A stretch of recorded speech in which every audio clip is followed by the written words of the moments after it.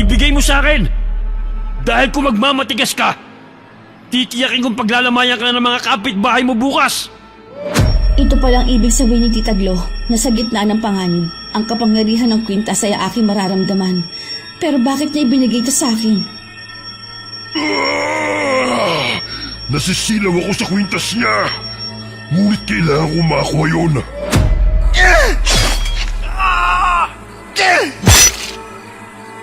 Hoy mga aswang!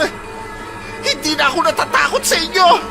Sige, lumapit kayo at tatantarin ko yung mga katawan ninyo!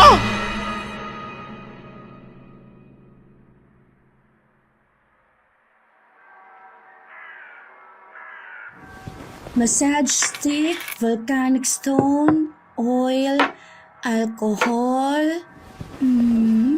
Teka, konti na lang pala ang kandila ko rito. Kailangan ko nang gumawa mamaya. Ay! Yung dahon ng saging nakalimutan ko. Papakuha na lang ako sa mga bata. Uy sis, tapos mo na bang orasyonan yung mga gamit mo? Please naman, I need your help. Orasyon ka riyan. Inaayos ko lang to, no? Baka makalimutan ko na naman kasi kung anong mga kulang. Ang sakit-sakit ng likod at mga binti ko. Magpapamasahe muna ako. Naku, kailangan mong iventusa. Ang tigas-tigas ng likod mo. Bahala ka kung anong gagawin mo. Mawala lang ang sakit ng katawan ko. Ang bigat kasi ng likod ko, parang may nakadagan. O siya, dumapa ka na rin sa massage bed. Kukuha lang ako ng baso at luya para maumpisahan ka na. May nakita akong massage stick sa online. Binilhan kita. Diyos mio, tingnan mo naman yung ginagamit mo, oh. Parang panahon pa yan ni Magellan. Nung bata pa tayo, yan ang ginagamit ni Chang sa panghilot sa atin, ah. Huwag mo nga pakialaman ng mga gamit ko. Malinis naman yan. Kasi na-disinfect ko matapos kong gamitin. Tsaka nakasanayan ko na rin yung gamitin, no? Dahil wari ko yung mabilis ang pagdaling ng mga kliyente ko kung yan ang ginagamit ko. Hihiga ka o hindi? Eto na po. Gusto ko yung mild lang, ha. Ingatan mong balat ko, baka mapaso. Gentle lang, please. Sus! Kasing kapal pa nito ang balat ng kalabaw eh. Tingnan mo nga itong likod mo. Nakaumbok dahil sa laki ng mga muscle spasm. Tapos may pa gentle ka pag nalalaman dyan. Ay, grabe. Pagkahawak mo pa lang, lumagutok na agad ang mga butok ko. Hindi na talaga naka-align sa sobrang pagod. Magsisimula na ako magventusa ha. Lalagyan ko na muna ng langis ang likod mo. Tsaka kapag maraming lamig at lactic acid, magkukulay pula o mangingitim likod mo. Normal lang yon kasi hinihigop ng baso ang toxin sa katawan mo. So bukas makikita talaga yan pag nakabaklis ako. Iniisip mo ba talaga yan ha, kesa sa sakit ng katawan mo? Gusto mo bang ma-relax o hindi? Ikaw lang yung kliyente na ang ingay. Paano ka makaka-relax niyan? Sige na, gawin mo na ang dapat mong gawin. Basta ha, hindi yan masakit. Sabihan mo lang ako pag hindi mo kaya. Okay. Ang sarap habang hinahagod mo ang likod ko. Grabe talagang stress ko ngayong linggo eh. Sisindihan ko ng bulak ha. Hindi ka naman mapapaso dahil papatong ko naman sa hiniwa akong luya. OMG! First time kong magpa-ventosa. Pero kakayanin ko para mawala ang sakit ng likod ko. OA mo? Hindi ka mamamatay nito, no? Hindi ko naman sisilaban ang buong likod mo, kaya relax ka lang dyan. Eto na, papatong ko na ang baso sa sinindihang bulak. Relax ka lang, bakla. Parang hinihigop ang likod ko. Hindi pa puputok ang laman at balat ko. Che, isa pa lang yan. 8 basong ilalagay ko kaya huwag kang mag-inarter yan. 8? As in 8 pieces of glasses? My God, baka hindi ko kayanin yan. Ay nako, ang hirap kapag reklamador ang kliyente. Maya-maya, magiging okay rin yan. Wala pang namamatay sa Ventosa, no? Huminahon ka kasi. Mag-relax ka, hoy. Mamaya mataranta ako, pati bibig mo, malagyan ko ng baso eh. Ano? Pati bibig? Biniventosa? Gusto mo bang itry ko to sa'yo? Parang pasmado kasi ang bibig mo eh. Dahil ang ingay mo. Kung gagawin ko yan, ikaw pala siguro sa buong mundo makakagawa nun. Luka-luka? Biniventosa ba ang bibig? Siyempre hindi. Pero kung gusto mo, gagawin ko sa'yo ngayon. Ayan. Medyo hindi na masyado mahigpit ang paghigop ng baso sa likod ko. Ay, masakit na parang kinakagat ng langgam yung balat ko. Eh nagpapawis ka na kasi. Nilalabas nito ang lamig at acid sa katawan mo. Well, titiisin ko na lang. Kaysa parang may pinapasan ako araw-araw. Pagkatapos ng 10 minuto, kukunin ko rin naman ang mga baso sa likod mo.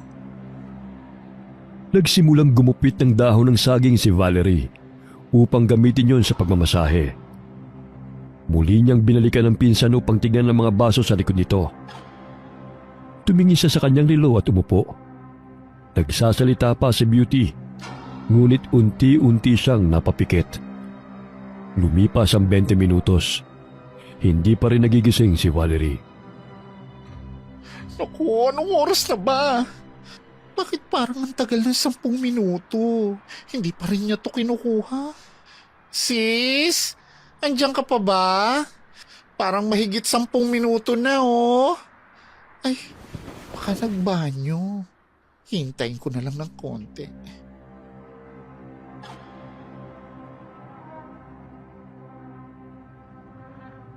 Sis! Valerie! Nasaan ka na? Parang nakalimutan mo na ako rito ah. Hoy! Babae, nasaan ka na? Ay, paano ba to?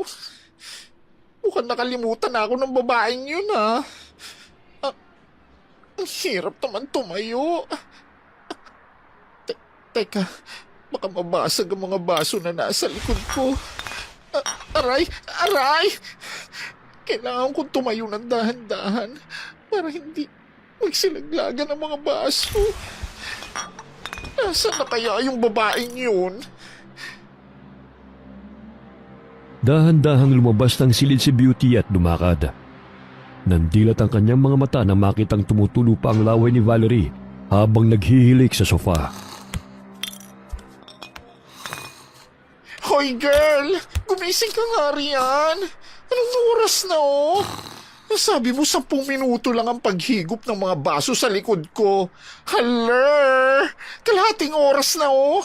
Hindi mo pa tinatanggal! Ay, halimaw! Naku, nakatulog ako. Anong oras na ba? Ay, nasobrahan na yata. Sige, dumapa ka muna dito. Tukunin ko na yung mga baso. Kapit na kapit ah. Kaloka ka? Gusto mo yatang forever na ang mga basong to sa likod ko ah. Ah, hindi naman. Kukunin ko na nga eh. Tsaka hindi ka naman mapapano kahit tumagal pa to. Kunin mo na, dali. Ang sakit na eh. Oo na, eto na nga oh. Sandali. Bakit parang may itim na usok sa loob ng baso? Magtatanong ka pa talaga? Malamang natagalan. Kaya pati siguro yung masamang budhi ko nahigop na nung baso. Mamaya paglabas ko rito, magiging santa o anghel na ako. Hindi yan ganyan. Kakaiba to, Beauty. Hindi kaya may elementong itim na nakadagan sa likod mo? Kaya gano'n na lamang kabigat ang pakiramdam mo? Teka, magsisindi ako ng kandila para masigurado ko kung anong elemento to. Ay, sa wakas natanggal din. Imbis na gumaling ako, tutuluyan mo na yata ako eh. Hindi no! Inilagay ni Val ang kandila sa ibabaw ng kabinet. Ilang sandali umihip ang malakas na hangin, kaya't malakas na hinawi nito ang mga kurtina kahit sarado naman ang silid. Abay, ang lakas naman yata ng electric fan mo, sis. Ngek, maliit na desk fan lang meron ako, no? Partida ha, hindi pa yan nakatutok sa'yo. Umalis na kasi ang bad energy na kumakapit sa katawan mo. Bad energy ka dyan. Ikaw ba naman higupin ng mahigit 30 minuto, hindi ka aalis? Ang usapan 10 minutes lang eh. Tsaka hindi lang normal na sakit ng likod ang meron ka. Kung di, natipuhan ka ng maligno. Grabe, sa dinami-dami ng may in love sa'yo, maligno pa talaga oh. Maligno? Huh? Totoo ba yan? Nasaan siya? Ano ka nakakasiguro? Oo, siguradong sigurado. Nangingitim ang mga markang bilog sa likod mo ha. Hahagurin ko lang ng hot stone maya-maya para manumbalik ang sirkulasyon ng dugo. Ay, in fairness ha? Hindi na nga nangangalay ang likod ko. Kahit pumalpak ng konti, ang galing mo pa rin. Pero, ano yung maligno na sinasabi mo? Hindi sa tinatakot kita, Insan ha. May napuntahan ka ba ng lugar kung saan merong puno ng akasya? Sa tingin ko doon na siya naninirahan eh. Puno ng akasya? Sandali, saan nga ba? Ay oo, naalala ko na. Sa isang customer kong si Ma'am Gloria. May punong akasya kong nadaanan bago ako nakarating sa kanilang bahay. Akala ng malignong yun, babae ka, kaya sinusundan ka niya. Alam mo bang 3 araw na, lagi siya nakadagan sa likod mo. Totoo? Nasaan siya? Ayoko sundan ng impaktong yun. Ayoko magka-boyfriend ng maligno. Hindi pa tayo tapos. Sisiguraduhin ko lang na hindi ka niya babalikan. Kukunin ko lang ang dahon ng saging at itatapal ko sa likod mo. Isinalang ni Valerie sa apoy ang hugis para sukat na dahon ng saging na kanyang ginupit. Idinampi niya muna sa kanyang balat bago inilapat sa likod ng pinsana. Sa gayon malaman niya kung katamtaman lamang ang init ito. Ow! Ang init! Hindi naman ah. Naiinitan ka lang dahil nasasaktan siya. Umaaligid pa siya sa labas ng bahay. Matapos ang session natin ito, susundan ka pa niya. Pero bibigyan kita ng pangontra para tuluyan ka na niyang lubayan. Nakikita mo ang hulma sa dahon na to? Yan ang mukha niya. Ay, oo nga. Hugis tao. Tapos dito naman sa isang dahon, mukha niya talaga. Ikaw talagang nakapagmana ng kakayahan ni Chang na pinasa sa kanya ng lola niya.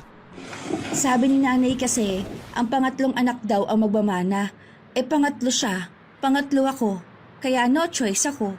Tsaka kahit hindi ko sadyain namang gamot, nangyayari lang eh. Kahit sa simpleng masahe lang.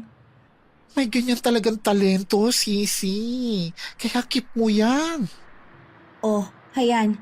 Unti-unti nang lumilinaw ang hulma sa dahon ng saging. Ibig sabihin nito, lulubayan ka na niya. Ito pala ang kandila. 2 na lang ang ibibigay ko sa'yo. Sindihan mo bago sumapit ang dilim. Pantabo yan sa mga negative vibes at bad elements. Ang cute ha. Tsaka ang bango. Saan mo nabili to? Hugis rosas at puso. Ginagawa ko lang yan. Tsaka may inilalagay akong scent. Yung paborito kong amoy na cucumber melon. Tapos ang katas ng kamang yan na nagbumula sa ugat at sanga na binibili ko sa tindahan ni Tita Glo. Tapos ayun, hinahalo ko sa ordinaryong kandila. Marami na ngang nagpapagawa sa akin yan eh. Effective sa pagpapaalis sa mga aswang din. Kuhang-kuha mo na talagang panggagamot ni Lola Miyang at ang nanay mo. Ang kaibahan, modern version ka. Yung tipong nag-upgrade. Hindi lang basta-bastang manghihilot, kundi ang aesthetic pa. Tingnan mo nga ang silid na to.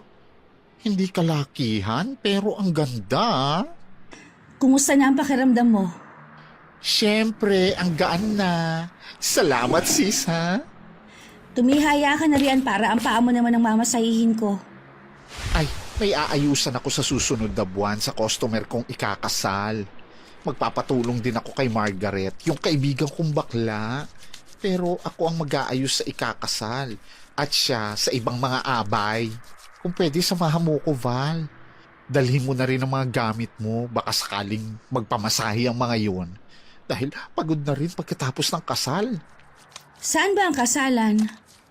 Sa Mountain Province, bandang bulubundukin daw sila eh. Malaki-laki rin ang sasahurin, kaya sayang din naman kung hindi ko tatanggapin. Oo, sayang talaga. O sige, pagtitimpla na kita ng tsaa para naman tuluyan ng bumuti ang pakiramdam mo. Kumuha ng tasa si Val at ipinagtimpla ng tsaa ang pinsan. Pinili niya ang tsaa na gawa sa luyang dilaw at kalamansi dahil yun ang patok sa panlasa ng kanyang mga kliyente. O, heto, inumin mo habang mainit-init pa. Ang bango nito ah. Tsaka ang sarap. Binili ko pa yan kay Tita Glo. Ang sarap nga ng mga organic tea na binibenta niya eh. Tsaka may ibinigay siya sa akin na pinato yung luyang dilaw. Marami raw yung paggagamitan. Pwedeng pangontra sa mga aswang at masasamang elemento bukod sa gawing tsaa. Alam mo, magkakasundo talaga kayo ng baklang yan. Pareho kayo ng kinahihiligan. Siya yung nagturo sa akin kung paano gumawa ng kandila. Para unique raw, tsaka binibigyan niya ako ng discount sa mga scents na binibili ko. Sa tindahan niya lang talaga siya nakafocus. Hindi tulad sa'yo, minsan naglaladlad at sa disco ang destinasyon. Okay naman kami ni Tita Glo. Kaso nga lang, sinaunang bakla siya. Kaya hindi ladladera. Di katulad ko na pinanganak na millennial. Alam mo naman, kailangang makipagsabayan sa mga bata para hindi mahuli ang beauty ko. Oh, sige na. Kapag tapos ka na riyan, pwede ka na umuwi. Dalhin mo yung binigay kong kandila ha, at gawin mo ang sinabi ko. Huwag ka munang maligo at uminom ng malamig sa loob ng 8 oras, okay? Noted, Sisi. O, hetong bayad. Keep the change. 100? Tapos keep the change? Hay nako. Sige na, okay na to. Marami ka namang inirekomendang kliyente sa akin eh. Iniligpit ni Val ang mga ginamit na baso. Animoy may narinig siyang sigaw mula sa labas. Batid niyang kagagawan yun ng maligno na tuluyan niyang naitaboy na sumusunod sa pinsan. Akala mo makakatagal ka pa ha? Marami na sa mga masasamang katulad mong napuksa ko, kaya maghinay-hinay kayo sa pananalaki sa mga inosenteng tao. O sis, salamat na ubus ko talaga ang isang tasang tsaa. Ang sarap eh. Uuwi na ako ha. Bukas, may lakas na ako magtrabaho ulit sa parlor.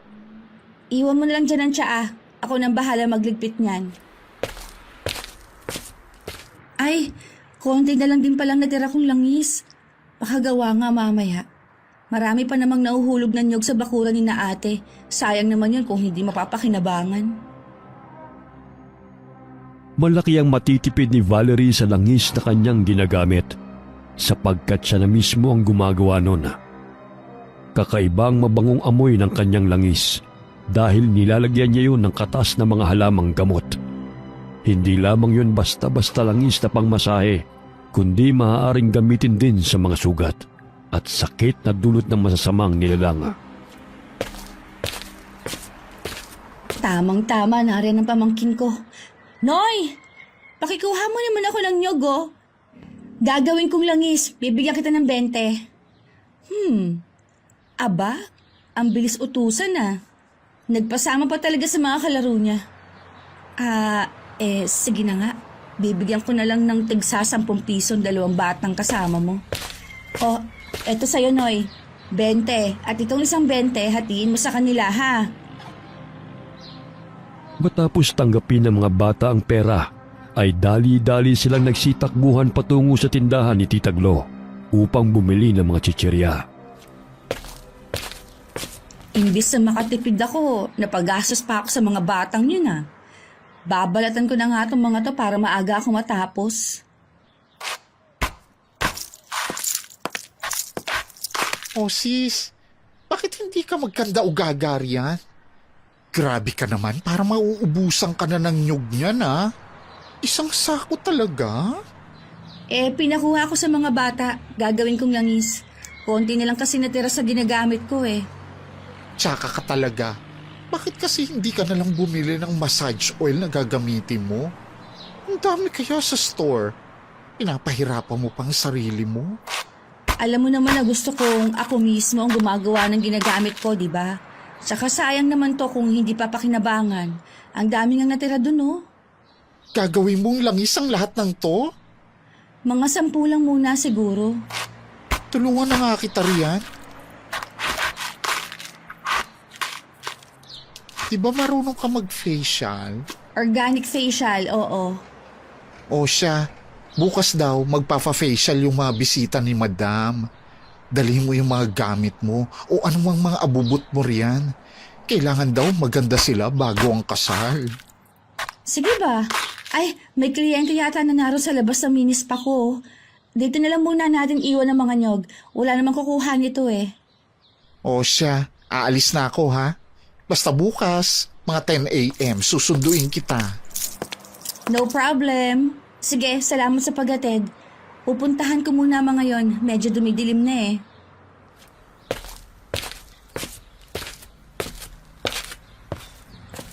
Magandang hapon po, sir. Ano po may paglilingkod ko sa inyo? Matalim siyang tinitigan ng lalaki.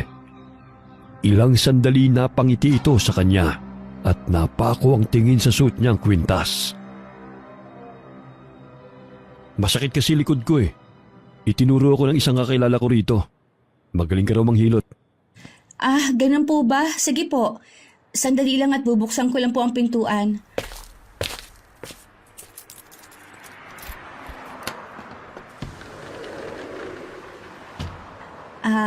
Welcome po sa mini spa, sir. Pumasok na po kayo. Ang ganda ng silid na to ah. Malit lang pero napakaliwalas tignan. Pumasok lang po kayo ron sa may kortina. Doon po ang massage bed. Maghahanda lang ako ng mga gamit ko. Ah sige. Pasinghot-singhot pa ito. Inilibot ng lalaki ang kanyang mga mata sa loob ng silid. Malikot ang mga mata nito na animoy may hinahanap. Sinindihan ni Valerie ang kandila upang makapagbigay yon ng aroma sa loob ng silid. Ngunit inilabas ng lalaki ang kanyang ulo mula sa kortina na animoy hindi nagustuhan ng amoy. Miss, pwede bang patayin mo na lang yung kandila? Sensitive kasi yung pangamoy ko eh. May allergy ako sa mga ganyang amoy. Sige po, sir. Sa 5 taon kong ginagawa to, siya lang talagang ayaw sa scent ng kandila. Parang may kakaiba sa lalaking to ah. Sinarado ni Val ang pintuan. Hindi naman siya nababahala na kung ano masamang gawin sa kanya ng kanyang mga customer. Dahil isang sigaw lamang niya ay maririnig niya siya ng mga kapitbahay. Hinuha niya ang bote ng langis na may ginseng. Ganun na lamang ang kanyang pagtataka nang may usok na lumalabas mula sa bunganga ng bote nang buksan niya ito. Hindi normal ang lalaking to ah. Marahil lang galing siya sa uri ng mga aswang. Kahit kailan, hindi pa ako nagkakamali dahil ito rin ang paraan noon ni nanay at lola. Hinawi ni Valerie ang kurtina kung saan nakadapa na ang lalaki. Ipinatak niya ang langis sa kanyang palad bago haplusin ang likod nito. Ang init! Ano bang inilagay mo sa likod ko? Langis lang naman po to, sir. Bakit ang init? Itigil mo yan! Parang napapaso ako! Isa nga siyang aswang na nakikihalubilo sa mga tao. Hindi niya ako malilinlang. Sandali. Kukunin ko lang ang massage stick ko para makumpirma ko talaga kung aswang ba siya o hindi. Oh!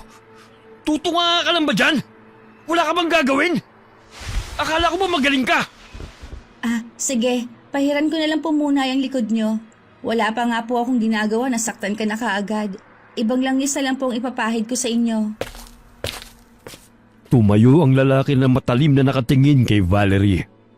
Natuon ang pansin nito sa kwintas ng dalaga at akmang kukunin niya ito. Ngunit bago pa man siya makalapit kay Valerie, ay itinutok na nito sa dibdib ng lalaki ang massage stick na kanyang ginagamit. Alam kong aswang ka. Hindi ka normal na tao. Isang hakbang mo pa. Pagsisisihan mong pumunta ka rito. Ibigay mo sa akin ang mutya ng baging at dama de noche.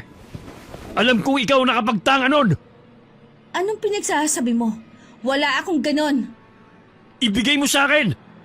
Dahil kung magmamatigas ka, titiyakin kong paglalamayan ka na ng mga kapitbahay mo bukas. Talaga ba? Sinaksak ni Valerie ang lalaki sa dibdib. Gamit ang massage stick na hawak niya na kasing laki lamang ng ballpen. Ibinigay pa yun ng kanyang lola, kaya't ganun na lamang ang pag-iingat niya sa bagay na yun. Ah! Aray! Tanggalin mo yan sa dibdib ko! Nasasaktan ako! Akala ko ba akong paglalamayan bukas? Bakit parang ikaw tong hindi magkamayaw sa sakit ha? Ibigay mo sa akin ang mutya! Eh kung ayaw ko, anong gagawin mo? Nakalimutan ko. Kailangan mo palang maligo. Ayan ang langis para mainitan ka. Itigil mo yan! Ibinuhos ni Valerie ang langis sa ulo ng lalaki. Malakas siyang itinulak nito, kaya napasubsob siya sa sofa. Ganun na lamang ang pagkataranta ng lalaki habang pinapahid ang langis na tumutulo sa kanyang muka. Namumula ang mga mata nito nang muling humarap sa dalaga. Ibigay mo sa akin ang mutya! Ang lakas ng loob mong puntahan ako rito at sirain ang binis pa ko ha? Hindi ko alam ang pinagsasabi mo. Hetong sayo! Dinampot ng dalaga ang volcanic stone na ginagamit niya sa pagmamasahe. Malaki-laki yun, kasing laki ng kamao. Tumama yun sa ulo ng lalaki, dahilan na pumutok ang noo nito. Muli siyang sinugod ng dalaga at paulit-ulit na sinaksak ng massage stick. Anong klaseng kahoy ang tinutusok mo sa akin? Daig pa ang patalim ah! Sige, hindi ako titigil hanggat hindi ka umaalis dito. Ang lakas ng loob mong sugurin ako, aswang ka. Papatayin kita. Dinagana ni Valerie ang lalaki sa likod nito at inekis ang kanyang paa sa bewang ng lalaki, habang ang kanyang mga kamay ay nakahawak sa leeg at ulo nito. Bitiwan mo ako! Hindi lang hagod ang alam ko, kundi babaliin ko ang mga buto mo. Akala mo ha? Kailangan mo pa ng matinding stretching. Aray! Ang mga buto ko sa likod! Ang sakit! Pumunta ka lang rito para guluhin ang pinaghirapan ko ha? Ilang buwan akong hindi kumain ng maayos para maipagawa lang tuminis pa ko, tapos sisirain mo lang? Dahil sa ingay at mga kalabog na narinig ni Beauty sa minispa ng pinsan, ay tinungo niya yon. Pagbukas niya ay sumambulat sa kanyang paningin ang humingiwing mukha ng lalaki at nasasaktan sa ginagawa ni Valerie. O sis, anong klaseng masahe na naman yan? Tingnan mo ang itsura ng kliyente mo. Oh. Hindi na magkanda o gaga ang mga mata niya. Para magpapalit na sa pwesto sa bunganga niya. Tulungan mo ako. Kailangan natin ipahuli sa taong bahay ng lalaking to. Aswang siya? Gusto pa akong patayin? Aray! Bitiwan mo ako, babae! Isang pagkakamali mo kung bakit ka pa naparito. Hindi ko kayo maintindihang dalawa. Minamasahe mo ba yan o minamasaker? Ay! Ano ba yan? Malakas na siniko ng lalaki si Val, kaya't nabitiwan siya ng dalaga. Nagkaroon siya ng pagkakataong tumayo at tumakbo patungo sa bintana. Hoy! Lalaki, bumalik ka rito! Sis, bakit ganun ang paraan ng pagmamasahe mo sa kanya? Hindi na siya nakaka-relax. Tingnan mo mukha, oh. Parang hindi na pantay. Tumabi ka dyan, bakla! Ang sagwa ng mukha mo! Beauty, umalis ka riyan. Aasintahin ko lang ang demonyong yan. Ay, bakit? Basta umalis ka muna riyan. Alis! Itinulak ng lalaki si Beauty at tumakbo patungong bintana, habang si Beauty ay gumagapang at nagkubli sa ilalim ng mesa. Bago pa man makatalo ng lalaki, ay muling dinampot ni Val ang hot stone na naroon sa mesa at malakas na ibinato patungo sa ulo ng lalaki. Hetong sa'yo! Aray! Ang ulo ko! Hoy sis! Bakit mo binato ang kliyente mo? Mamaya magreklamo yun sa barangay. Napasa po sa ulo ang lalaki nang tumalon sa bintana at tumalilis ng takbo. Nasugatang muli ang kanyang ulo dahil sa batong ipinukol. Ang lakas ng mga kasangkapan niya. Ano kaya yung mga yon? Hindi ko sukat akalain na ganun kamakapangyarihan ng simpleng gamit niya. Nararamdaman kong siyang may tanga ng mutya na matagal ko nang hinahanap. Kailangan makuha ko sa kanya yon. Dahil yun ang magpapalakas sa aming angkan. Dali-daling tinungo ni Beauty ang kinaroroonan ng pinsan at inalalayan nitong tumayo. Anong nangyari dito sis? Parang gusto yata ng lalaking yun na may digmaang maganap ha. Huwag mo sabihin na... Che, tigilan mo ako sa pagiging dirty-minded mo ha. Loko-lokong taong yun. Hahanapan ba naman ako ng mga mutya? Malay ko ba kung ano mga mutya yun? Ito lang naman ang meron ako. Bakit bugbog sarado ang itsura nun? Untik pa akong mabungi sa lakas ng pagkatulak niya sa akin. Ang sakit ng bibig kong tumama sa bangko. Aswang siya. Hindi ako nagkakamali. Mga aswang lang ang naiinitan sa langis na gawa ko. Tsaka ayaw niya ng amoy ng kandila na sinindihan ko. Nasasaktan din siya sa tuwing tinutusok ko ng stick na to. Tingnan mo nga yan. Parang naging batong kahoy na dahil sa tagal. Tusukin mo nga ako niyan kung masasaktan ako. Bakit? Aswang ka ba? Nangangaswang lang ng mga fafa tuwing gabi. Sige nga. Saksakin kita nito kung masasaktan ka ha. Aray! Aray! Ang sakit, tama na! Makalandi lang? Sinira pa ng lalaking yun ng mga gamit ko. Pero seryoso siya na may taglay raw akong mutya. Pero wala namang sinabi sa akin si nanay nun, maliban sa iniwang stick na to. At maliliit na bato na ginagamit ko para mag-head massage. Tsaka itong kwintas na to na binigay sa akin ni Tita Glo ang bato. Siguro nandyan sa mga gamit mo. Parang kinatatakutan ka na ng mga aswang, sisa. Aayusin ko pa to. Ginulo pa ang silid ko. Paano yan? Baka balikan ka niya. Ako pa talaga matatakot sa kanya. Di bumalik siya para malaman niya. Ay, ito pa ang hot stone mo, oh. Nagkalat na sa sahig. Pinakaingatan mo pa naman ang mga to. Ilagay mo lang dyan sa mesa. Kukunin ko pa ang iba sa ilalim ng sofa. Imbis na pera na, naging bato pa. Perwisyong ibinigay sa'yo ng lalaking yon. Sige na, ako na maglilinis dito. Maghahanda ka pa ng mga gamit mo para bukas. Oh, ayos ka lang ba para bukas? Pwede naman sa susunod na araw na lang tayo pumunta sa mansyon. Ayos lang naman. Hindi naman ako nasaktan eh. Nagsilabasan na nga ang mga masamang elemento. Maging ang mga aswang ngayon. Itong sinasabi ni Lola noon na kapag malapit ng kabilugan ng buwan, maghahasik sila ng lagim.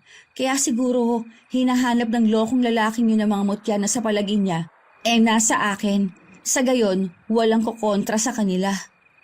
Anong gagawin natin ngayon para maiwasan ng mga halang na kaluluwang yan? Hindi naman natin sila maiiwasan, kundi lalabanan. Ay grabe ka naman sa laban na yan. Masisira ang beauty ko niyan. Kiss muna sa akin ng mga laban-laban na yan. Alam nga namang pabayaan na lang natin na makapanakit sila. Takot naman sila sa mga langis at mga gamit ko kaya gagawa ako ng maramihan. Hihingi na lang ako sa iyo. Malay ko naman sa mga anik-anik mong kinatatakutan ng mga aswang na yan. See you tomorrow na lang, sis. Inihatid ni Val sa pintuan ng pinsan bago isinarado ang pinto. Inayos niya ang nagkagulong sapin ng sofa at mga kurtina. Ano kaya sa mga gamit kong mutya na pinagsasabi ng lalaking yun? Bago mamatay si nanay, wala man lang silang sinabi sa akin, maliban sa mga batong ito na nasa pulang telang sisidlan. Sa dami ng batong narito, hindi ko alam kung saan ang mutya. Kailangan kong magsaliksik tungkol sa mga mutyang yon. Gagawa ako ng maraming scented candle na may insenso laban sa mga aswang na yon. Marahil, hindi lang siya nag-iisa na umaaligid sa paligid, kundi isa lamang siyang espiya. Binuksan ni Valerie ang kahon kung saan nakalagay ang kanyang mga breaking tools. Gawa yun sa tanso na hindi isiping maaaring panlaban sa aswang. Sa dulo nun ay matulis na mayahalin tulad sa karayom. Kahit saan siya magpunta ay dinadala niya yon.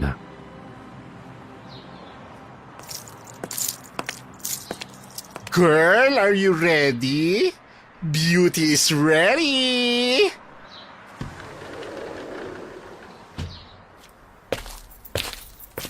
Feeling pretty, but in reality is ugly.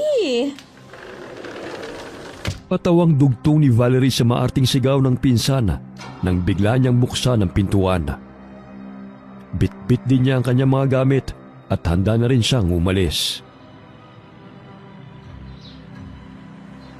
Ugly ka riyan. Ang aga-aga sinisira mo moment ko. O tara na, hinihintay na tayo ni Madam Gloria. Yung mga bisita niya ay naroon na sa kanilang bahay. Tamad na magpasalon, kaya tayo ang pupunta sa kanila. Dala mo ba lahat ng mga gamit mo? Siyempre naman, kita mo naman tong bag ko, di ba?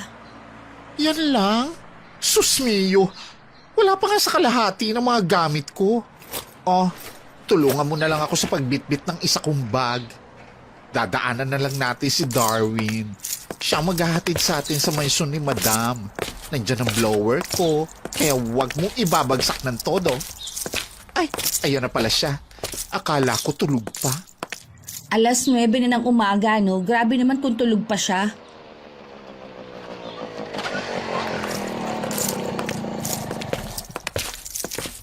Hi, Darwin. Ihatid mo na lang kami sa bahay ni na Madam Gloria. Etong bayad ko para pang buena mano. Grabe, 200, galante ha? Samantala kung magpapamasahe ka sa akin, 100 lang. Di ba 20 lang naman ng isang tao patungo ron? Tumahimik ka nga. Minsan lang naman ako nagpapahatid kay Darwin eh. Di ba, Pogi? Natawa ang lalaki sa sinabi ng baklang si Beauty. Samantalang si Valerie napatampal sa kanyang noo. Ilang sandali pinaandar na ng binata ang motorsiklo. Umalis na tayo bago pa tayo mahuli. Mamaya, kung saan na naman mapunta yung kalandian, ayos tayo yung usapan. Sige na, Darwin. Tayo na.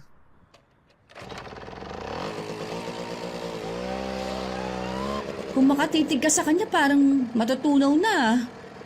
Mas barako ka pa kaysa sa kanya, oh. Ang lapad ng dibdib at likod mo, parang mapupunit na yung spaghetti strap mong damit. Kahit kailan ka talaga, panira ka ng moment. Minsan lang kami magkasama ni Darwin eh. Ay, sandali lang. Parang yan ang akasya na tinitirhan ng impacto na kagusto sa'yo, oh.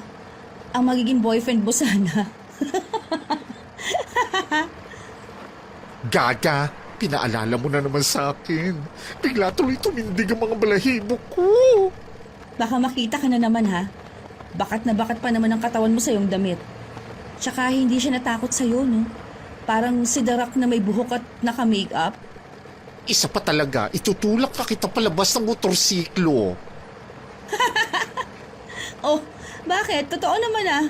Ayos na naman na maging bakla. Pero magdamit ka naman ng naaayon sa katawan mo, sis. Parang susuko na ang tela sa damit mo, promise. Feeling ko kasi, ang sexy ko kapag ito yung suot ko. Kaya imbes na mga boylet ang magkakagusto sa'yo, mga maligno, magbihis ka, ramdam ko kasing lapitin ka ng mga engkanto at mga elemento eh. Suot mo tong pulseras na binigay ni Tita Glo, pinabibigay niya sa'yo to. Naikwento ko kasi yung tungkol sa'yo eh, kaya ayan, suotin mo raw. Effective ba to? Siyempre naman, mga halamang gamot na maliliit sa loob ng mga beads. Pantaboy sa masasamang elemento kaya ingatan mo yan. Mamaya ko na isusuot ito. Tsaka, pupuntahan ko rin siya bukas para magpasalamat. andito na pala tayo. Sige, Darwin. Salamat sa paghatid. Mwa chup chup. Agad na umalis ang tricycle nang bumaba ang dalawa. Pinagbuksan ang katulong sina Beauty at Val matapos silang mag-doorbell. Ang ganda ng bahay ni na Madam Gloria, sis, no? Sinabi mo pa. O siya, halika na. Bitbitin mo na mga gamit natin. Sinalubong sila ni Madam Gloria nang sila'y nakarating na sa sala. Naghihintay na roon ang mga kamag-anak ng groom. Kinuhang ninang si Madam Gloria, kaya't regalo na lamang ito sa mga kamag-anak na magiging inaanak ang magpaganda at mag-relax. Sis sila ang magpapa-facial, sis? Parang hindi facial ang kailangan nila kundi milagro. Ay, oo nga, no? Tingnan mo yung balat nung isa. Parang yung kalsadang dinadaanan natin kanina. Hindi kaya ng isang session yan, sis. Siguro twice every week hanggang sumapit ang kasal. Wala na bang pwedeng gawing abay? Sila lang ba talaga? Gawin mo na lang ang best mo. Hindi pwedeng mapahiya tayo. Okay. Aba naman kay gagandang mga bata Kayo ba ang magpapaganda sa amin? Po? Opo, ma'am. Sana naman magawa mong maging kasing kinis mo ang aming balat, iha. Ho? Facialist at therapist lang po ako. Hindi po ako magikera. Hoy, ang bunganga mo. Ano ka mo, ineng? Ang ibig ko pong sabihin, gagawin ko pong makakaya ko para mapaganda ko po kayo. Pero ma'am, hindi po yan isang beses lang ha. Series of session po para gumanda po ang balat ninyo. Pwedeng every week o twice a week po. Ganun ba? Tayo na. Sa gayon makapag-umpisa na tayo. Sa bakanting silid sila inihatid ni Madam Gloria habang sabik na sumusunod si Alera sa magpinsan. Agad na inasikaso ng magpinsan ang mga bisita ng ginang. Paano ko ba mapapakinis ang mukha ng babaeng to? Ngayon lang siguro to nakapagpalinis ng mukha. Parang masasira pa yata mga gamit ko sa kanya pa lang.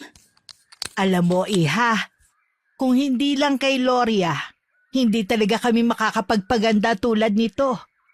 Alam mo naman sa probinsya, hindi uso ang mga ganito. Mabuti na nga lang at nakapagtrabaho ang aking anak sa kanila. Kaya po pala.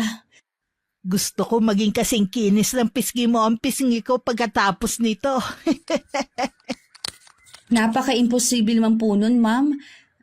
Ang ibig ko pong sabihin, posible naman po, pero kailangan ko po ng malalaking machine. Hindi po kasi kaya ng facial scrub lang at mask yung mga butas-butas. Ganun ba? Akala ko kasi simpleng facial lang magiging makinis na. Katulad ng pisngi ni Gloria. Magkaedad lang kami noon. Ganun po ba? Si Ma'am Gloria po kasi madalas yung sa salon. Tapos baby face po siya noon pa naman. Alagang-alaga po ang mukha niya. Iha, nahihirapan ka na ba sa pagpapakinis ng mukha ko? Hindi naman po masyado. Nahahalata ko kasi kanina ka pa pabalik-balik sa pagkuskus ng mukha ko. Mga 3 beses na. Tapos parang 1 oras mo nang dinudutot niyang mahabang karayom sa mukha ko. Samantalang kay Gloria mabilis lang naman. Baka mamaya mabura na yung mukha ko, ha? Malapit na po ito, ma'am. Gumanda na ba ako? Nabawasan na po ang dumi sa mukha ninyo. Ang layo naman ang sagot mo sa tanong ko. Konti.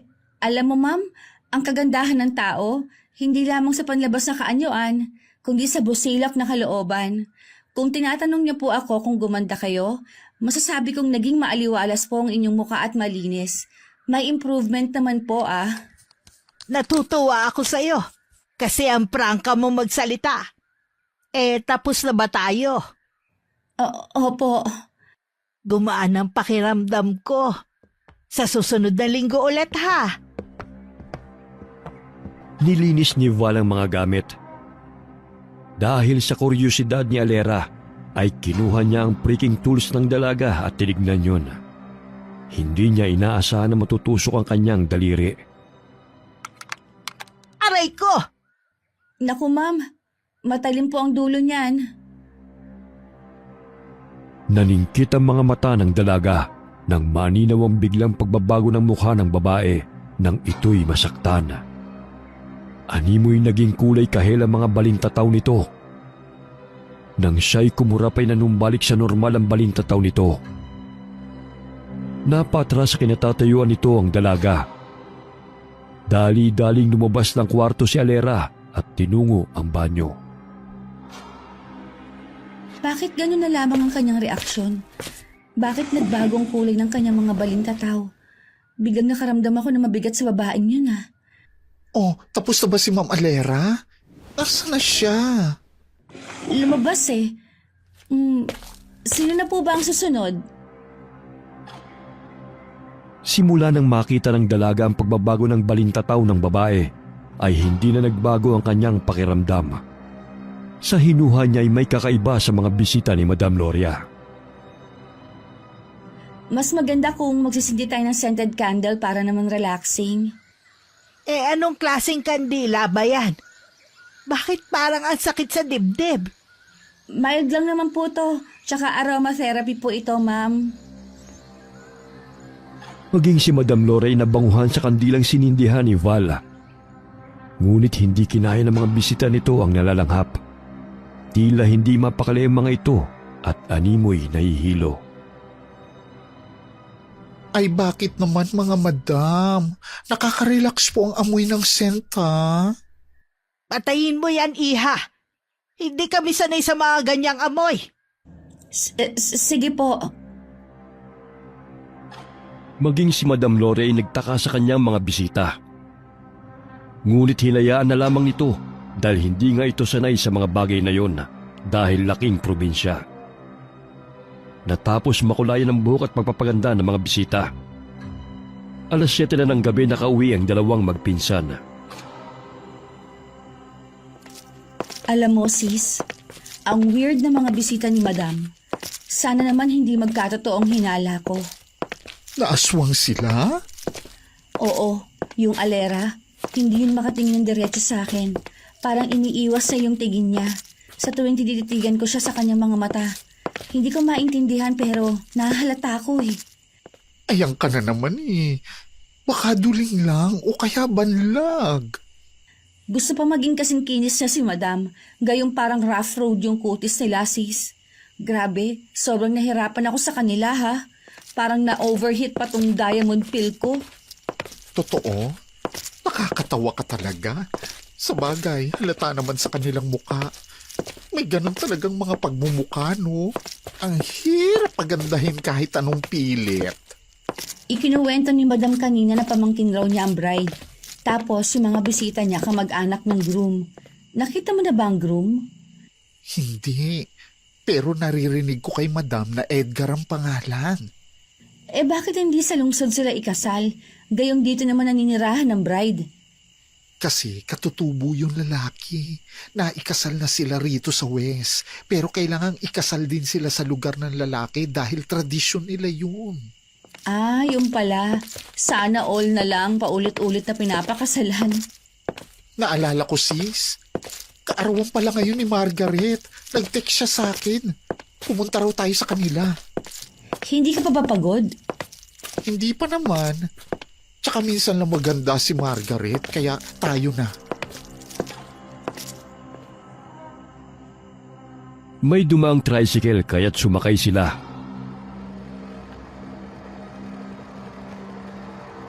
Biglang pumutok ang gulong ng tricycle sa tapat ng akasya kung saan nararamdaman ni Valerie na naninirahan ng malignong nagkagusto kay Beauty.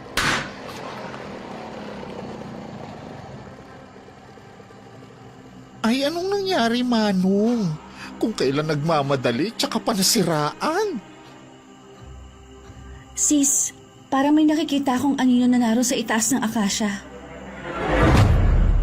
Saan? Nangingilabot na nga ako. Manong, magagawa mo ba ng paraan yan? Umiling-iling ang driver. Kinuha niya ang mga gamit upang tanggalin na lamang ang gulong at ipapakumpuni sa talyer. Sumakay na lang tayo sa iba. Natatakot ako eh. Doon na lang tayo banda mag-abang ng sasakyan. Tawagan mo na lang kaya si Darwin. May pasahero siya. Malayo ang paghahatiran niya eh. Mag-abang na lang tayo rito. Maya-maya may dadaan din yan. Ilang hakbang pa lang sila palayo sa tapat ng akasya nang makarinig sila ng mga kaluskos.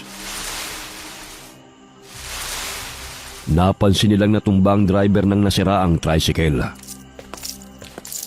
Naku, natumba si Manong. Tulungan natin. Ay naku, ang dami ng mga berya. Kung kailan papauwi na tayo. Bilisan natin. Tingnan mo, nangingisay na siya. Manong, anong nangyayari sa'yo? Gumising ka. Sandali, may linament ako rito. Ipasisinghot ko sa kanya. Bahagyang napatigil si Val sa paghihilot sa ulo ng driver nang maramdaman na animoy may pumasok na itim na anino sa katawan nito. Sis, lumayo ka sa kanya. Parang pumasok sa katawan niya ang maligno. Delikado. Anong ibig mo sabihin? Lumayo ka sa kanya. Nasa katawan niya maligno sumusunod sa'yo noon.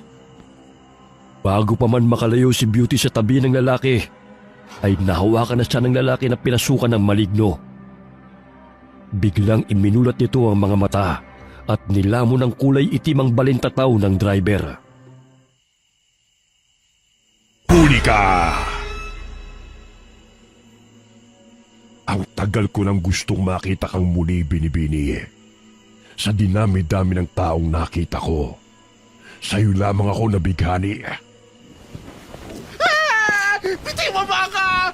Val! Tulungan mo ako! Sandali, kukunin ko lang ang mga gamit ko. Ay naku, tinakpan pa ng mga gamit ng mga pakontra ko. Val! Tulungan mo ako! Kinakalagkat ako ng pandang pangit at matabang driver na to! Please help me! Ayokong yurakan niya pagkapabae ko! Kasi naman tinambakan ng mga gamit ko eh. Sa wakas, maangkin rin kita. Ano bang pangalan mo, Binibini? Ganun na lamang ang pagpupumiglas ni Beauty nang hilahin siya sa dalawang kamay ng maligno sa katauhan ng driver patungong kasukalan. Marami-rami pang matataas na mga puno sa parte na yon at masukal pa ang paligid. Bitiwan mo ako! Sa dinami-daming katawan na papasukan mo, bakit pa sa taong ito? Pandak, mataba at ang itim pa! Bakit hindi na lang sa katawan ni Darwin kanina? Bakit sa kanya pa? Matitikman ko na rin sa wakas sa mapula mong mga labi at maangkin ang sariwa mong katawan. Bitiwan mo ako! Wala akong matres! Ang baho ng hininga! Walang hiya ka! Bitiwan mo ako! Isasama kita sa kaharian ko at ikaw ang gagawin kong reyna. Wala pa akong nakikitang kasing ganda mo. Val! Nasaan ka na? Tulungan mo ako! Pinunit ng maligno ang damit at palda ng baklang si Beauty at hinimas-himas ang katawan nito. Kahit anong pagpupumiglas ng bakla ay masyadong malakas ang maligno kaysa sa kanya. Tila hindi makahinga si Beauty dahil sa pagkakahalik sa kanya.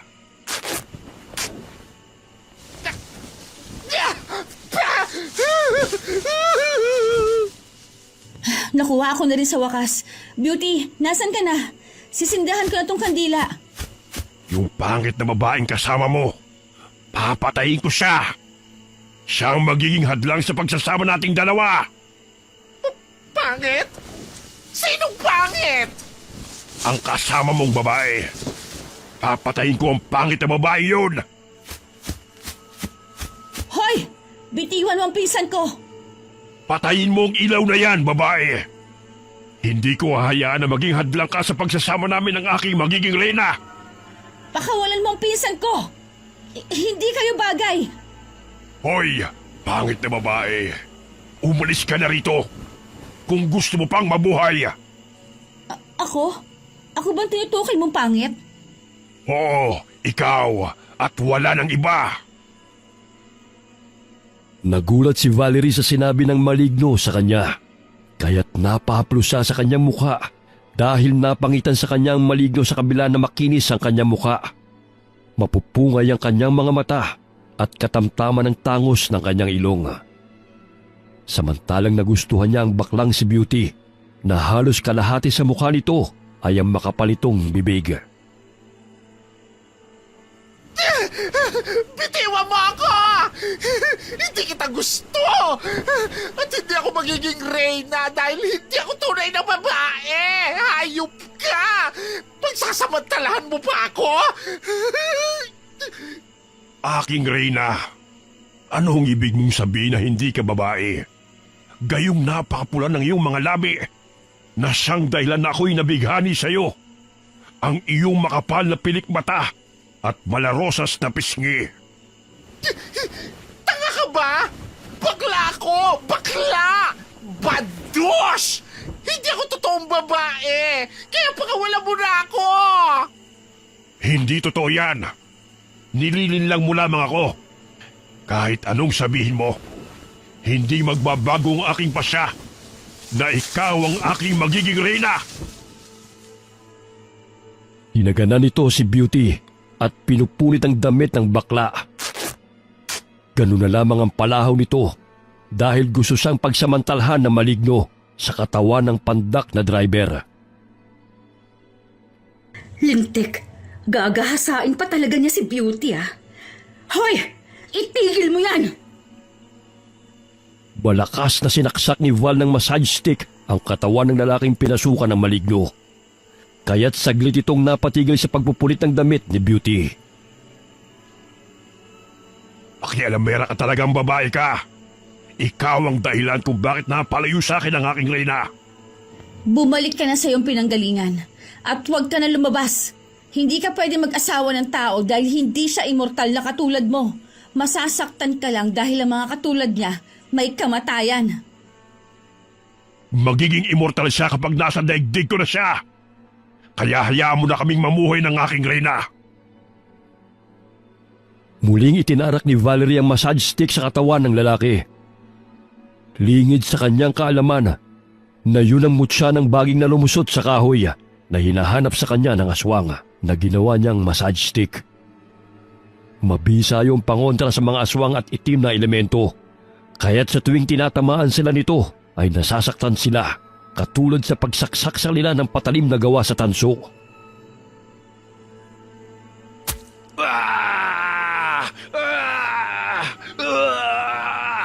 Hindi! Ayokong mawalay sa aking reyna!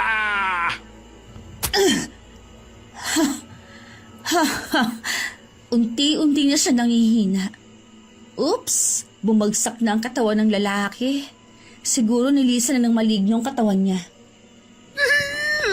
Sis, ayoko na! Ang dumi-dumi na ng aking pagkatao!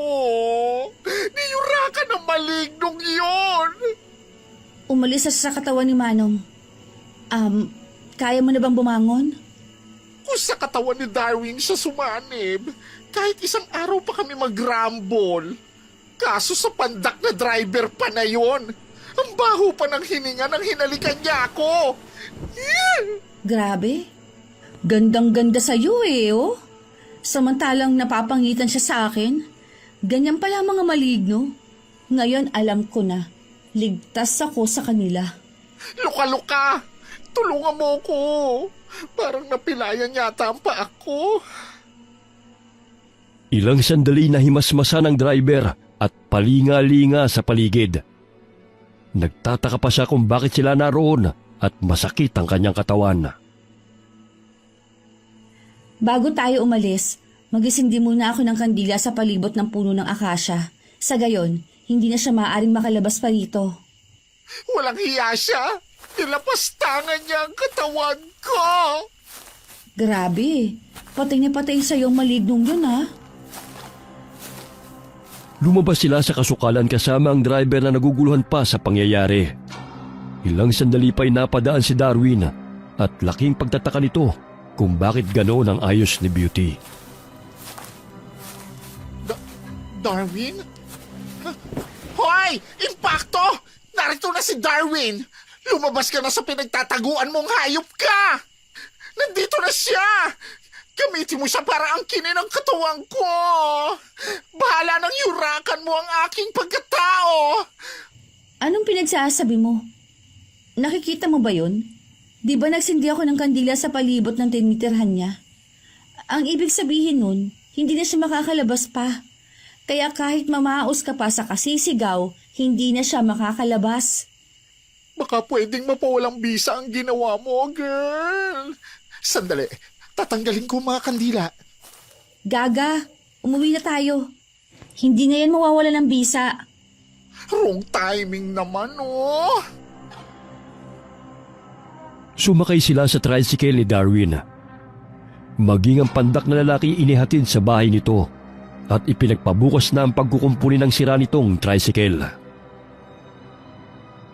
Sayang, hindi si Darwin ang sinaniba ng impaktong yun. Eh di sana may masasayang alaala kami ng dream boy ko. Hindi ako makapaniwala na sa kabila ng itsura mo, sis ha. Gagawin ka talaga niyang Reyna. Galit na galit siya sa akin eh. At tinawag akong pangit ng ilang beses. So, ibig sabihin, gandang-ganda siya sa'yo. Naku, delikado pala mga katulad mo sa mga elemento. Oh, eton siya ah. Uminom ka na para naman kumalma ka. Kukunin ko lang ang gamot sa aparador para maggamot ang mga galos mo. Humihikbing hinihigop ni Beauty ang tsaa dahil sa hindi makapaniwalang patay na patay sa kanya ang malignong yun. Dahan-dahan lang, huwag mong diinan. Dahan-dahan naman to eh. Tsaka cotton pads na nga ang ginagamit ko oh, para malambot. May langis at mga sangkap akong pangontra sa mga itim na elemento. Bibigyan kita mamaya para hindi ka nalapitan ng mga elementong yun. Bakit kasi hindi na lang totoong tao ang nagkakagusto sa akin eh? Pangmaligno daw kasi ang beauty mo. Samantala, hindi na muling bumalik ang magpinsan sa bahay ni Madam Gloria dahil umuwi ng probinsya ang kanyang mga bisita. Umuwi na pala ang mga bisita ni Madam. Gusto man sana nilang manatili sa mansyon, kaso marami pa raw silang aasikasuhin sa kasal, sabi ni Madam Gloria. Ah, ganun ba? Baka nagtampo. Sinabi ko kasing serious obsession ang kailangan para kuminis sa mukha nila. Hindi naman yun ganun kadali eh. Hindi naman ako magician para gumanda agad-agad ang butas-butas na mukha nila, no? Gusto kasi nila kuminis agad, katulad kay Ma'am Gloria. Hayaan mo na sila. 2 linggo na lang bago gaganapin ang kasal. Doon tayo sasakay sa kotse ni Madam Gloria. Ang bait niya sis, no? Hindi halata na 60 na siya dahil ang bata niyang tignan sa kanyang edad. Alagang-alaga niya kasi. Twice a month yan nagpapaparlor. Inihanda ko ng mga gamit ko. Di ba sa bandang bundok gaganapin ang kasal? Ay oo, matinding adventure yun natin. Marami naman tayo, di ba? Parang outing lang din. Excited na nga rin si Margaret eh. Minsan lang kasi yung gumagala. Gabi pa lamang inihanda na ng dalaga ang lahat ng kanyang gamit. Ang mga bagay na importante na mga pangontra sa mga masasamang elemento ay inilagay niya sa kanyang sling bag. Sa gayon ay hindi na siya mahirapan pang kunin yun. Lula ng sasakyan, binagtas nila ang daan patungong Mountain Province. Ganun na lamang ang pagkamangha nila sa ganda ng mga tanawin na nadadaanan nila. Huminto ang sasakyan sa patag na bahagi ng kalsada. May nakita silang 2 binatilyo na siya maghahatid sa kanila sa tirahan ng ikakasal. Nauna na roon sila Janice at ang pamilya nito na kamag-anak ni Ma'am Gloria na ikakasal. Ayun, may 2 lalaki. Sila na sigurong susundo sa atin. Grabe, ang ganda ng lugar na to ha. May ilog pa pala tayo madadaanan, sis. Ay, oo nga, no. Ang linaw.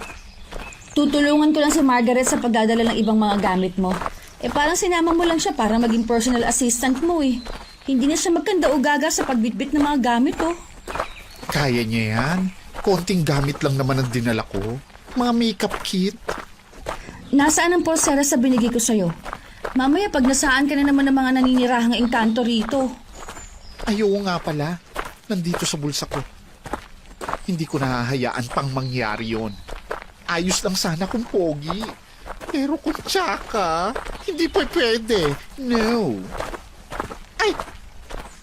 Nasa pala si Madam Gloria? Ayun, inilalaya ni Manong driver. Malayo pa ba ang lalakarin natin? Mamaya, kalyuhin tumpa ako sa paglalakad eh. Bundok ang pinuntahan natin. Bakit nag-heels ka pa? Ay nako! Hindi mo talaga inaayon ang kasuotan mo sa pinupuntahan mo.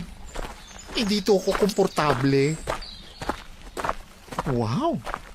Ang linaw ng tubig. Ang sarap siguro maligo riyan. Matapos ang kasal, gusto kong magstay pa rito. Hoy, dahan-dahan. Mamaya lumusot yung heels mo sa kawayang tulay. Gaya ng inaasahan, ay nadula si Beauty sa kawayang tulay dahil nawalan siya ng balanse nang lumusot ang suot niyang sandalya sa siwang ng kawayan. Sinasabi ko na nga be. Tanggalin mo kasi ang sombrero mo. Ang lapad-lapad kaya hindi mo makita ang daan. Tulungan mo na lang ako tumayo. Aray! Ang sakit ng balakang ko. Ang dami mo kasing arte. Ay naku, ang bigat mo. Patakbong lumapit ang dalawang binata sa kanila. Ganun na lamang ang ngiti ni Beauty nang alalayan siya ng mga lalaki at kinurap-kurap pa niya ang kanyang mga mata. Tumayo ka nga ng maayos. Ang laki-laki ng katawan mo, magpapaalalay ka pa sa kanila. Hindi ka na nahiya. Che! Inggit ka lang. Dahil sa akin nakatuon ang atensyon nila. Saan na ba tayo tutungo? Itinuro ng binata ang kalesang kanilang sasakyan patungo sa bahay ng ikakasal. Dalawang kalesang sumundo sa kanila. May ilang mga bahay silang nadadaanan at napapatingin ang mga tao sa kanila. Ang ganda ng lugar na to. Sariwa ang hangin at napakatahimik. Gusto kong tumira na lamang dito kasama ang mga poging to. Naku, napaismid si kuya oh. Hindi sang-ayon sa sinabi mo.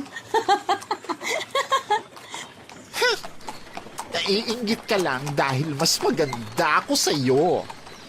Naninibago lang sila dahil ngayon lang sila nakakita ng bruskong katawan na nagdadamit babae. Hindi ka pa talaga nadadala, namuntik ka ng... Paulit-ulit? Sa ulado ko na yung sasabihin mo. Tahiin ko kaya yung bibig mo. Isa pa, ha? Tatahimik na. Di mabuti. Ang ingay-ingay mo eh. Pagdating nila sa bahay ay sinalubong sila ni Janice at ng pamilya nito. Bilang lang din ang mga kaibigan niyang naroon na dadalo sa kanyang kasal. Sino kaya mapapangasawa ni Ma'am Janice? Hindi ko alam. Makikilala rin natin siya bukas. Maligayang pagdating sa inyo. Magandang hapon po sa inyo, Ma'am Alera. Abay, fresh looking ah. Palabiro ka talagang bata ka. Halina kayo. Alam kong nagugutom na kayo. May inihanda kaming pagkain para sa inyo. Good afternoon po, Ma'am Alera. Sumama ka rin pala, iha. Sige na, kumain na kayo. Huwag na kayong mahiya. Kinausap ni Alera si Madam Gloria at nakipagbeso-beso. Nakaramdam na sila ng gutom, kaya't agad nilang sinunggaban ang pagkain na nakahain sa pag. Ang sariwa ng mga prutas at gulay ha. Parang ang sarap ng kalderetang yun ah. Matikman nga. Wow! Ang sarap nga! Tikman mo, Beshi! Ang sarap! Maging si Margaret ay hindi na alintana ang hiya. Sarap na sarap siya sa pagkain na nakahain sa hapag. Bagamat masarap man sa paningin ng kalderetang nakahain, ay mas pinili ni Val na ang gulay at prutas na lamang ang kainin. Oh, bakit puro gulay at prutas lang ang kinakain mo riyan? Ang daming pagkain, oh. Ang sarap kasi ng mga sariwang prutas na to. Itong guyabano, paborito ko to eh. Madalang na lang na may tanim nito sa atin. Ikaw ang bahala. Ito pa, Margaret, oh. Bigyan mo si Manong.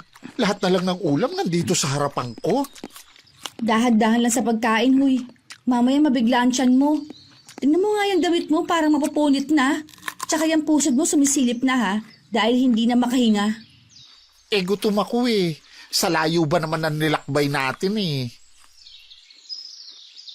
Matapos kumain ay sinamahan sila ni Alera sa kubong tutuluyan nila. Magkasama sa iisang silid sina Beauty, Valerie at Margaret. Napansin ng dalaga ang bote ng langis na may usok sa loob. May umaaligid na masamang elemento o nilalang. Kailangan ko maging handa anumang oras. Oh, bakit parang natulala ka na naman dyan? Kahit anong titig mo sa bote ng langis, hindi yan magbabago. Tinignan ko lang kung may dumi sa loob. Kahit saan man magpunta, hindi hinihiwalay ni Valerie ang sling bag sa kanyang katawan. Sumapit ang gabi, ngunit hindi pa rin nila nakikita ang mapapangasawa ni Janice. Ilang sandali pa'y narinig nila ang tunog ng mga tambol, kaya't dumungaw sila sa bintana. Naaninaw nilang may grupo ng mga kalalakihan na nakapalibot sa apoy, habang ang iba'y sumasayaw at tumitingala sa bilog at maliwanag na buwan. Sis, hindi ko maintindihan, pero parang kinikilabutan ako. Huwag na huwag mong iwala ang porsela sa binigay ni Tita Glo para sa'yo ha. Ano na naman bang iniisip mo? May lalabas na naman bang maligno at pagnanasaan ako? My gosh, huwag naman sana. Hindi eh. Pero iba kasi kung makatingin ng mga tao rito. Hay nako, minsan lang sila makakita ng magandang katulad ko kaya naninibago.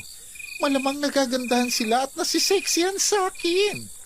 Pak na pak oh. In fairness ha, ang popogi ng mga lalaki rito.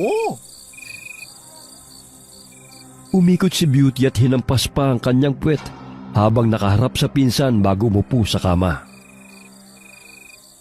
Hindi na talaga nagbabago ang pagka-feelingera mo, no?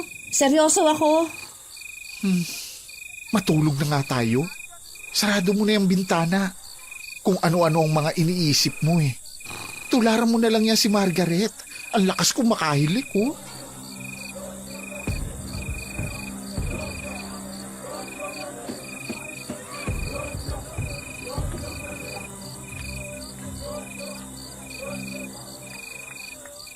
Hindi ako makatulog. Bakit parang ang daming bumabagabag sa isipan ko?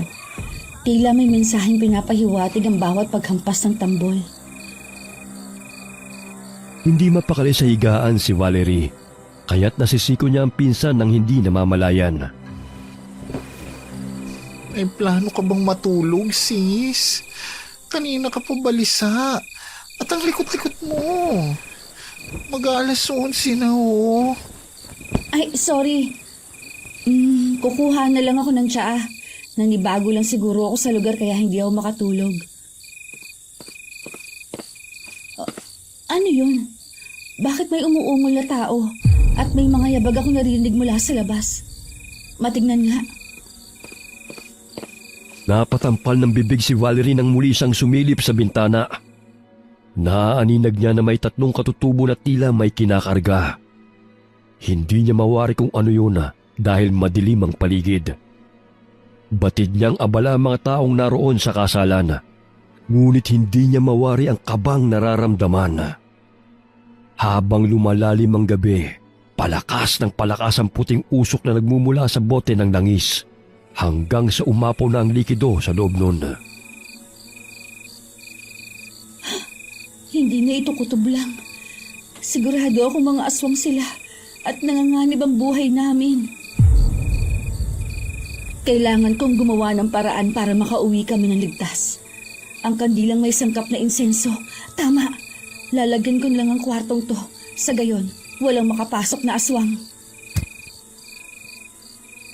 Nagsindi ng kandila ang dalaga at inilagay sa 2 baso. Bago niya inilapag malapit sa bintana at pintuan. Ang amoy na yon, parang pamilya siya sa akin. Nakakahilo. Hanapin niyo at ilayo rito. Kandila. Oo, naalala ko na. Nagmula yun sa kandilang sinindihan dati ng babaeng kasama ni Loria.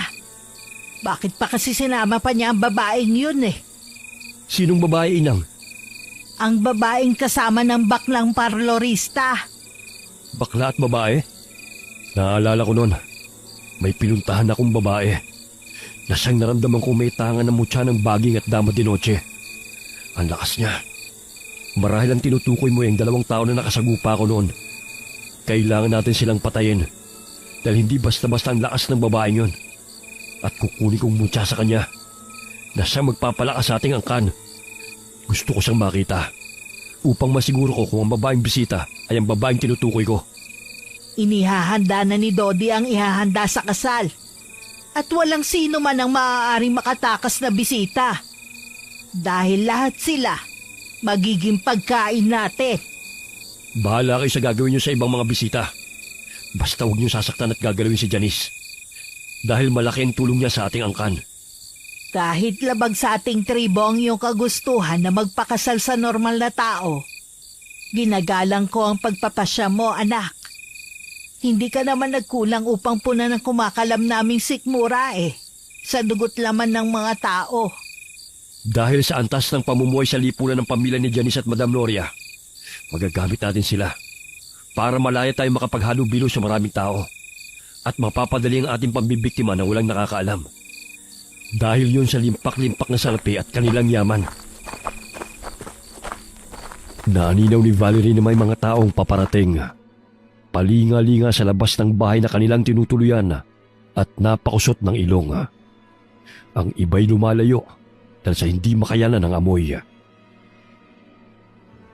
May mga dala silang patalim. Ano kayang gagawin nila? Nagulat si Valerie nang biglang bumukas ang pintuan.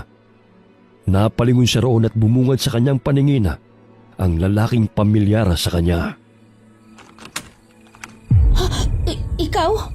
Ikaw ang lalaki ng gulo sa minispa ko ah. Anong ginagawa mo rito?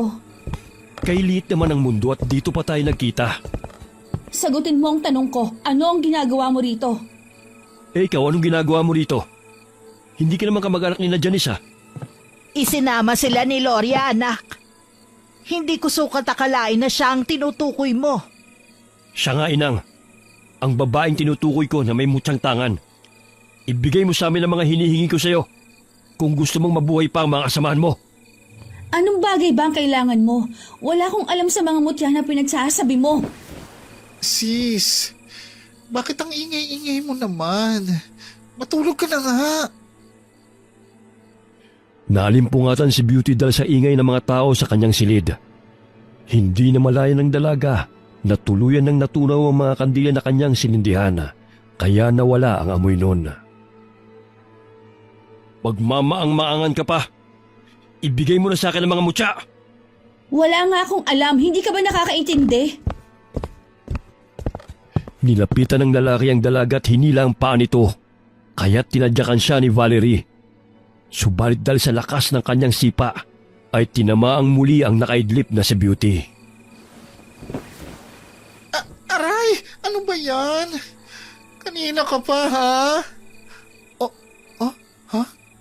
Bakit maraming tao? Hating gabi na nandito kayo? May kailangan po ba kayo? Sis, siya yung lalaking... Parang namumukaan nga kita, ha? Ikaw yung lalaking nanggulo sa bahay ng pinsang ko, ah. Hoy bakla!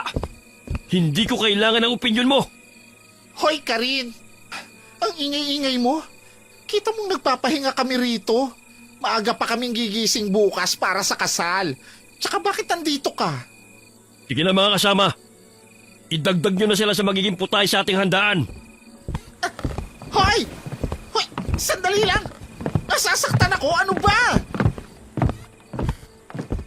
Maging si Margaret ay nagising at natakot sa mga lalaking kumakaladkad sa kanila. Bago pa man mahablot ng isang lalaki si Valerie, ay nabuksan niya ang zipper ng kanyang bag at nakapa ang breaking tool sa bulsa. Sinaksak niya yun sa kamay ng lalaki. Dahilan na malakas itong pumalahaw at patalon-talon pa ito habang hinahawakan ng isang kamay. Mga aswang sila. Hindi ako nagkakamali, Beauty. Mga aswang? Ibig sabihin, napadpad tayo rito sa lugar ng mga aswang? Sina Madam Gloria at Janice ay aswang din? Hindi. Maaaring biktima din sila ng mga panlilang ng mga aswang na to. Ano nang gagawin natin? Eh di ang lumaban. Alam nga naman papayag kang gawing putahe ng mga yan. Dinampot ni Val ang baso na malapit sa bintana at binato sa isang lalaking lumalapit sa kanya. Kinuha niya sa suit niyang sling bag ang massage stick na ginagamit at natuklasang kinatatakutan yon ng mga aswang. Sa tuwing sinasaksak niya yun sa katawan ng mga lalaking lumalapit sa kanila, ay ganoon na lamang ang palahaw ng mga ito.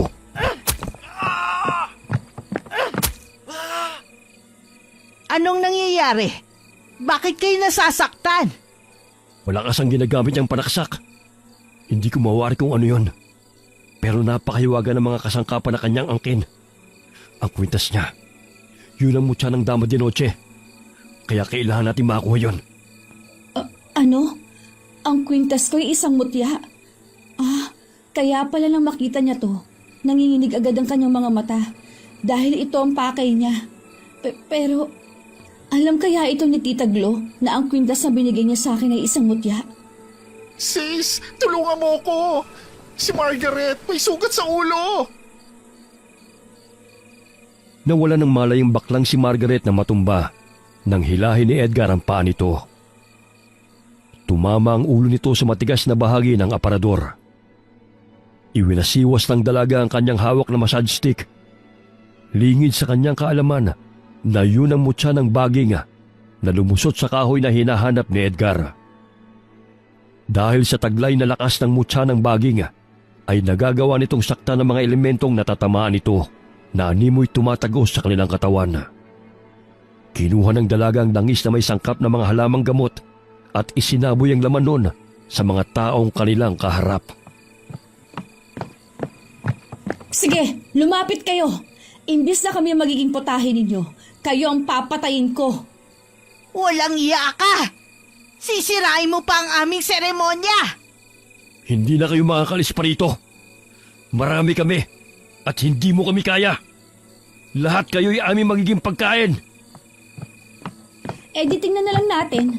Sis, hilain mo si Margaret. Dito kayo sa likod ko para hindi nila kayo malapitan. Marga, gising! Gising! Pinapaligiran tayo ng mga aswang! Pilit na iminulat ni Margaret ang kanyang mga mata. Kaya napangiti si Beauty ng magkamalay ang kanyang kaibigan. Kumuha ng kandila si Valerie at agad niya yung sinindihan. Ganun na lamang ang panggigigil ni na Alera at Edgar nang masingot ang aroma ng insenso na nagmumula sa kandila.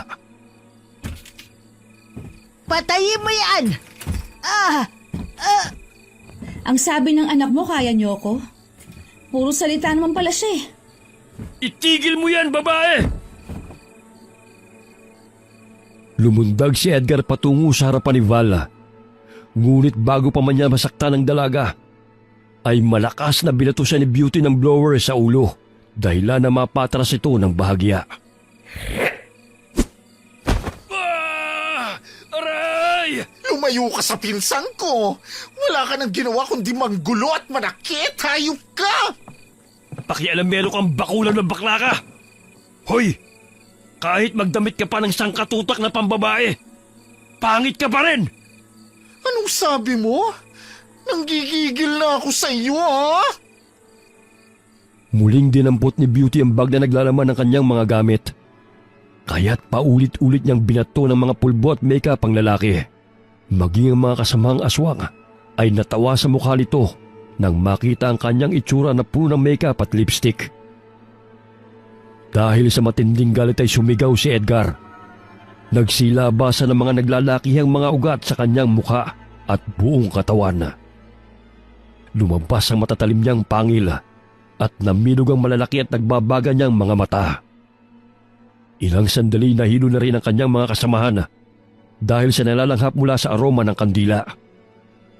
Hindi na nakaya ni Alera ang pagkahilo, kaya't lumabas siya sa silid at nagpalit ng anyo bilang aswang. Mga kasama, may problema tayo. Pinasok tayo ng kalaban. Isang batang antingera. Dali-daling nagsitakbuhan ng mga kasapi na karinig sa sinabi ni Alera.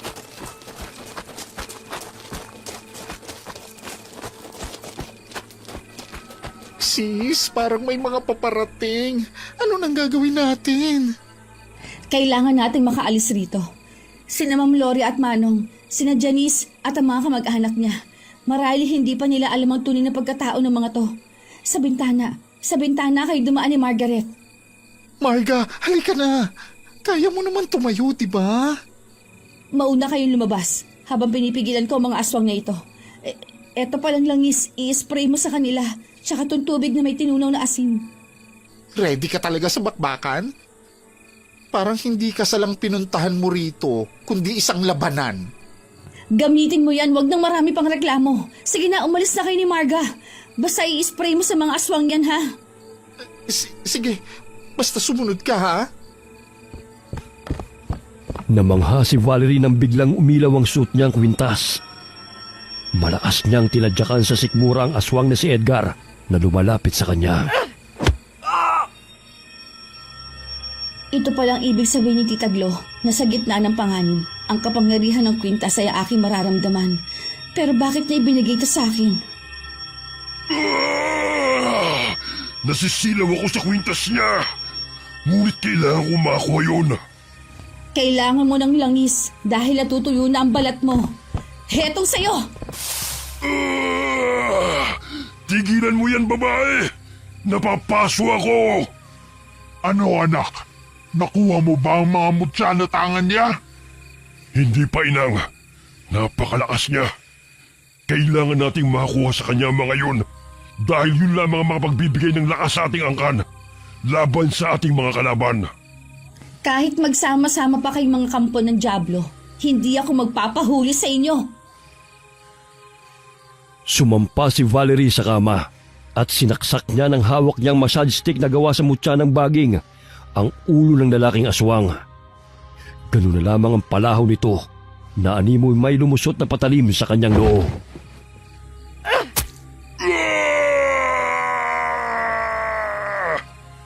Edgar! Anak! Mga kasama, huwag kayong titigil hanggat hindi nahuhuli ang babaeng yan!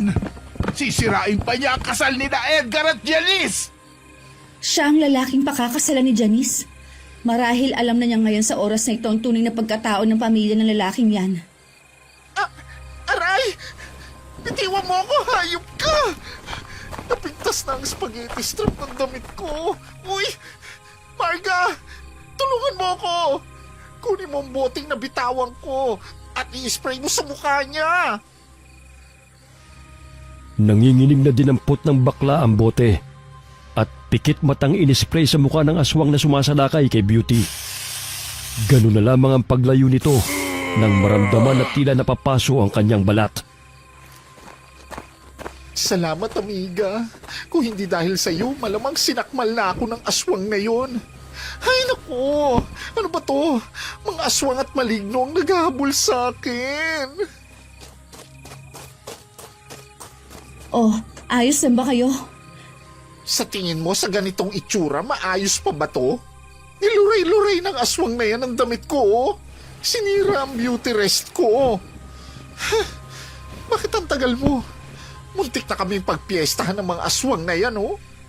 Hala, nagawa mo pabagsakin sila? Ang lakas mo rin, ha? Kahit na pusong babae ako, lalaki pa rin naman ang lakas ko. Hindi ko nga alam kung bakit nakayanan ko silang itumba eh. Parang kusang lumalabas ang powers ko, Sisi. Hindi kaya dahil sa porselas sa binigay ni Tita Glo? Katulad din sa kwintas na to, biglang lumiwanag na sugurin ako ng mga aswang. Eto rin, may maliliit na liwanag na lumalabas mula sa beads. Tayo na, hahanapin pa natin sina Madam Gloria at Manong, maging sina Janice. Ay, oo nga. Doon tayo banda. Konti lang ang bantay ron, tig-isa tayo ng kalaban. Dahan-dahang tinungo ng tatlo ang kubo kung saan naroon si Madam Gloria. Ngunit pagbukas nila ay laking gulat nila nang nakagapo si Madam Gloria habang may busal sa bibig. Madam! Diyos ko, anong ginawa nila sa'yo? Sandali, tatanggalin ko lang ang busal mo sa bibig at yung tali sa paa mo. Dalian mo sis, paparating na sila. My gosh! Si Manong pinatay nila! Tingnan mo sis, pinutol pa nila ang ulo ni Manong at inilagay sa planggana. Inalalayan ni Beauty si Madam Gloria upang makatayo. Ngunit biglang nadulas ang ginang dahil sa dugo na nagkalat sa sahig. Dahilan na makalikha ito ng malakas na kalabog. Kargahin mo na lang siya sis sa iyong likod. Magiging mabagal ang ating pag-alis kung maglalakad pa yang si Madam. Ang Barbie arms ko. Magkakamasil ako nito eh. Huwag mo na yang isipin sa ngayon. Tsaka na, kapag nakaligtas na tayo rito. Pakending-kending na tumatakbo si Beauty habang kinakarga sa kanyang likod ang ginang. Ayon kay Madam Gloria, pinipilit siya ni Alera at Edgar na pirmahan ang kasulatan na sa kanila ipapamana ng ginang ang mga ari-arian nito. Isang abogado si Edgar, kaya mapapadali lamang ang pagsasali ng ari-arian kung nakapirma ang ginang dahil naging kasosyo niya na ito sa iba niyang negosyo. Ang lakas ng amats ng lalaking yun ah. Lulukuhin pa talaga niya si Madam. Magpahinga muna tayo saglit. Pagod na ako eh. Sige, doon sa malaking puno.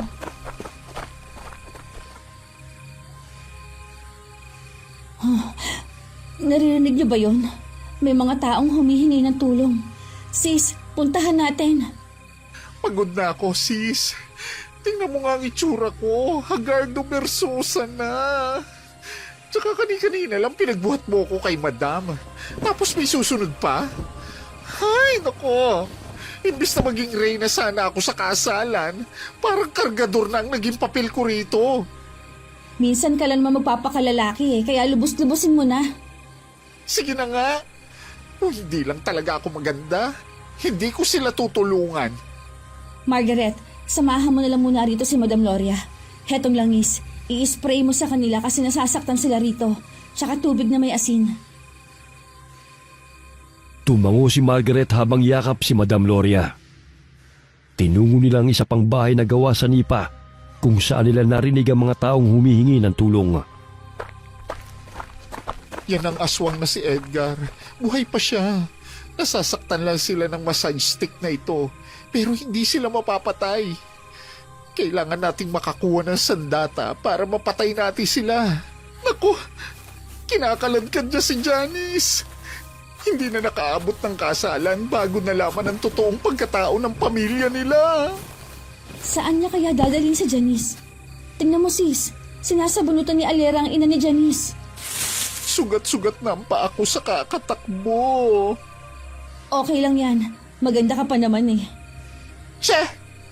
Totoo ba yan? O inuuto mo lang ako? Mukha ba ako nagja-joke? Medyo. Nakikita mo ba yun, sis? Ang alin? May lalaking may daladalang itak. Siya siguro yung tumandad sa katawan ni Manong Driver. Kailangan nating makuha yun sa kanya. Bago natin sundan kung saan dinala ng mag-inang aswang sina Janice. Magpapakita ako sa kanya. Tapos susugurin ko siya. Sige, mag-ingat ka sis. Kinuha ni Valerie ang freaking tools na gawa sa tanso. Yun lamang ang kanyang patalim laban sa aswang. Kasing haba lamang ng lapis na kasing nipis ng walis tingting. Ngunit matalim ang dulo nito. Hoy lalaki! Aswang o ano ka man! Narito ako! Saan mo dinala ang mga bisita?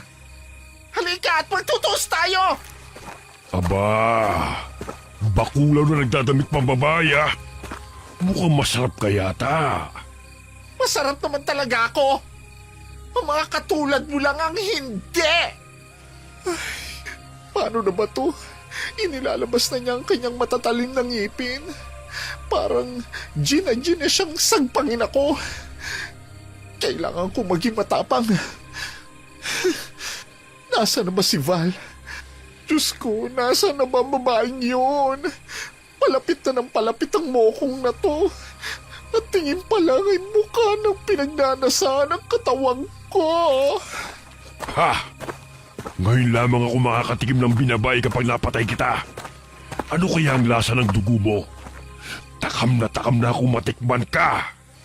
Talagang natipuhan na naman ako. May paghindat-kindat pa siyang nalalaman. Ay, ang sagwa! Natutumba pa habang napapatras si Beauty. Nakangisi pa ang aswang na lalaki habang siya'y nilalapitan. Itinaas nito ang hawak nitong patalim at akmang hahatawin siya. Wag! Hindi mo masasaktan si Beauty. Akin ang patalim. At sino ka naman pumipigil sa akin? Bitiwan mo ako. Gusto kong matikman ang lasa ng binabaing bakulaw na ito. Animoy unggoy na naglambitin si Valerie sa likod ng lalaking aswang. Sinaksak niya ang mga mata nito gamit ang pricking tools. Malakas na napahiyaw ang aswang dahil sa dumurugong mga mata. Kaya nabitiwan nito ang patalim. Sis! Kunin mo ang itak! Eto, nakuha ko na. Sige, diyan ka na muna sa likod niya. Tatabasin ko lang ang mga paa niya. Binabaing bakulaw pala, ha?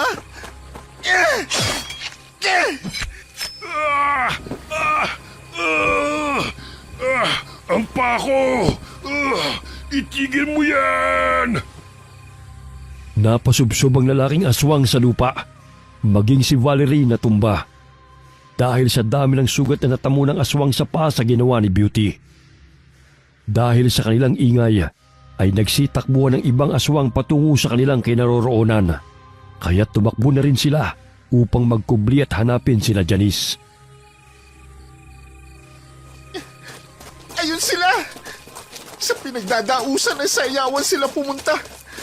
Parang pinahihirapan nila ang mga tao. Tingnan mo, parami ang mga kasapi nilang lumalapit doon. Baryo ng mga aswang ang napuntahan natin, hindi tribo ng mga katutubo. Kung alam ko lang na lugar ng mga aswang ang pupuntahan natin, edi sana natulog na lang ako sa bahay.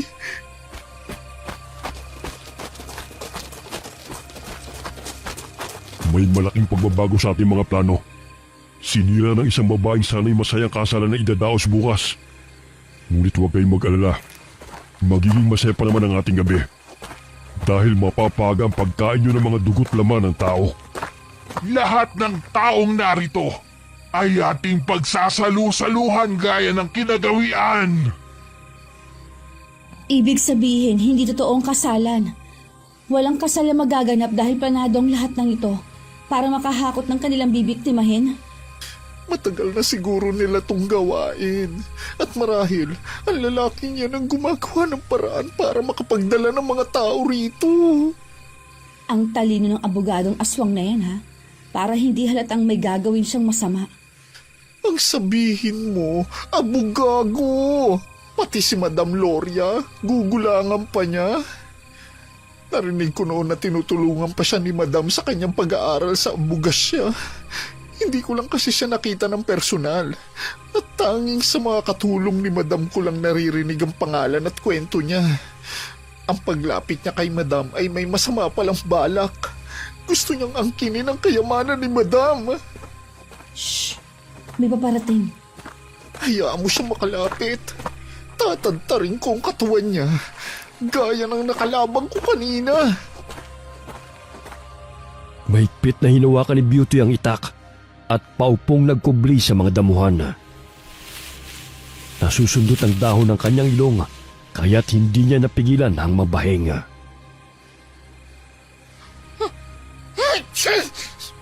May tao! Hanapin ninyo! Siguro yung batang antingera na yan!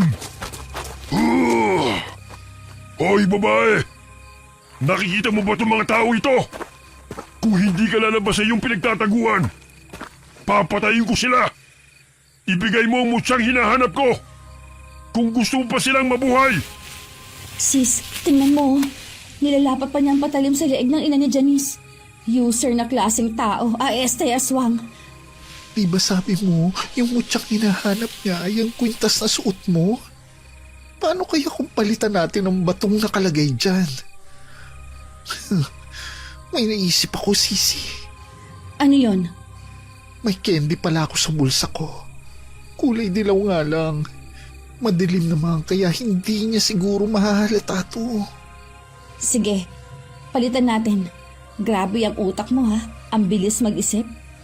Siyempre, beauty and brain to die. Sinunod ni Valerie ang ideyang naisip ng pinsan. Tinanggal niya ang mutya ng bato ng Dama de Noche sa kwintas at inilagay roon ang candy. Samantalang ang mutya ng bato'y inilagay niya sa panyo at isinilid sa bulsa ng kanyang pajama. Ibibigay ko to sa kanya. Basta kung sakali mang pumalpak ako, tumakas ka na lang ha? Anong pumalpak? Hindi tayo patatalo, no? Susugurin ko sila! Nadidinig niyo ba ang sinabi ko? Papatayin ko sila! Pagbilang ko ng 3 na hindi ka pa nagpakita.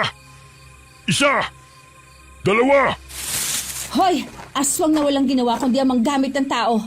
Ito bang kwintas ang hinahanap mo? Pakawalan mo si Janice at ang mga kasamahan niya. Alam kong mas importante naman to kesa sa mga buhay nila, di ba? Akin na yan! Hep! Pakawalan mo muna sila. Iahagis ko to sa'yo kaagad. Paano ako makakasiguro na yan ang mutya? May iba pa ba akong susuotin maliban dito? Ito ang tali at ang bato. Kung ayaw mo, edi wag. Hindi ko naman kamag-anak ang mga yan eh. Kung tutuusin, pwede na akong tumakas na hindi sila iniisip. Kung ayaw mo, edi aalis na ako. Hindi mo ako mauhuli dahil makapangyarihan ang mutyang to. Dahil kayang-kaya kitang talunin. Ang dami mong sinasabi! Akin na nga yan! Mga kasama! Pakawalan niyo ang mga bihag! Ganun na lamang ang tawa ni Edgar nang mahawakan ng kwintas. At muling inutusan ng mga kasamahan na hulihin sina Valerie. Laking pagtataka ng aswang na si Edgar nang makitang isa-isang tumitilapon ng mga kasama nito nang suguri ng dalaga.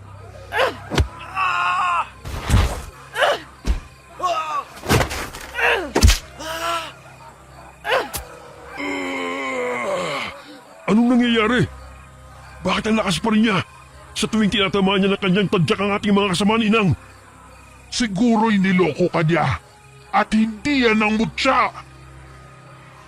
Pinagmasdang mabuti ni Edgar ang kwintas. Ilang sandali pa'y nahulog ang candy na itinali sa kwintas. Kaya't nagngingit-ngit ito sa galit. Naisahan ako ng babaeng yon. Patayin silang lahat. Huwag na huwag kayo magtitira ng buhay. Val, sa likod mo! Kanya-kanyang tago ang mga kamag-anak ni Janice mula sa pananalakay ng mga aswang. Lumabas ng talahiban si Beauty at tumakbong tinulungan ng pinsa sa paglaban sa mga aswang. Ay! Bitiwan mo ang palda ko!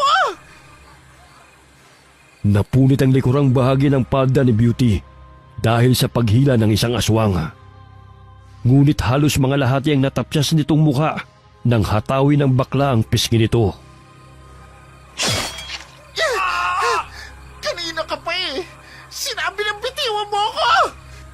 Sis, sa likod mo!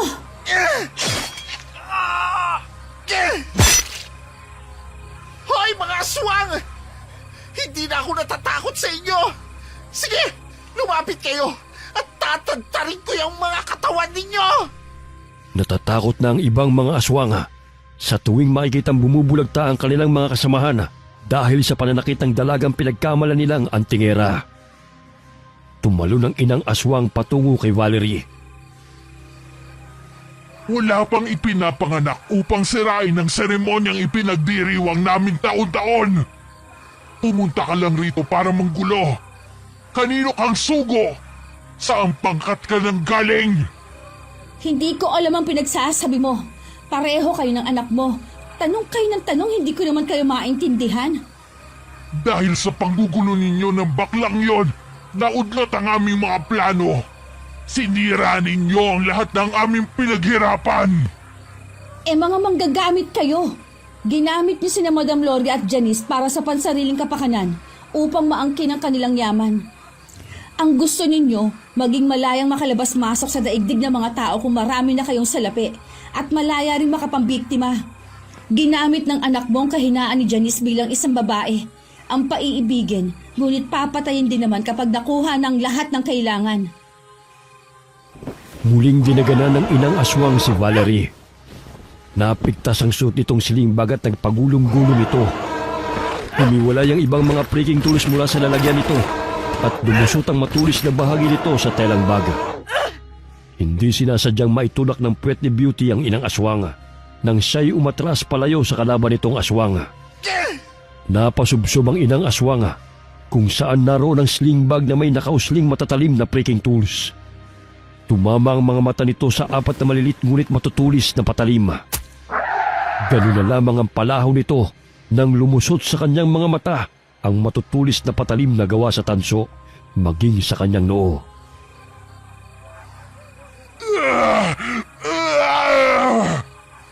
Oh, anong nangyari sa kanya? Ay, ewan ko. Naitulak ng puwet mo eh. Pati puwet mo ang lakas na. Oh, bakit parang nakasteady na ata siya riyan?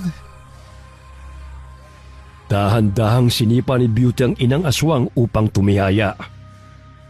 Nagulat sila nang bumao ng 4 na freaking tool sa mga mata nito. Marami talagang paggagamitan ng mga gamit mo. Pwede rin palang pamatay sa aswang ang mga gamit mo sa pampaganda. Ano nangyari sa suot mong palda? Parang nakabahag ka na lang oh. Kitang-kita na umbok ng puwet mo. Hinila ng aswang eh. Nakita ni Edgar ang nangyari sa kanyang ina. Patakbo niyang sinugod sina Beauty at Valerie. Ngunit mahigpit na hinawakan ng bakla ang kanyang patalim at handa na sa paglusob ni Edgar sa kanila. May bato ako rito at sanga ng kahoy. Sisikapin ko matamaan ko siya. Don't worry. Backup mo ko. Inihagis ni Valerie ang bato at hinampas yun ng sanga. Ngunit nailagan lamang yun ng aswang na si Edgar. Hindi mo ko matatamaan kahit na anong gawin mo. Ha! Pinatay niyo sinang! Ginulo niyo ang aming tribo! Kaya't pagdudusahan niyong ginawa niyong to! Wala na ako madampot na bato. Maghanap ka na lang dyan. Papalapit na siya. Siya lang ang hindi natatakot. Samantalang ang iba niyang mga kasamahan ay nagsipagtago na. Sandali, may nakapa akong bato. Iahagis ko at ikaw na ang pumalo gamit ng hawak mong itak para makapaghanap pa ako ng mga bato rito. Ibato mo na. Habang nagdadaldal pa siya, oh. Oh, heto na! Malakas na pinalo ni Beauty ang batong inihagis ng kanyang pinsan. Ilang sandali narinig nila ang tunog ng bato na tumama sa aswang. Laking gulat nila nang sumalpok ito sa ulo ng aswang na si Edgar na siyang ikinatumba nito.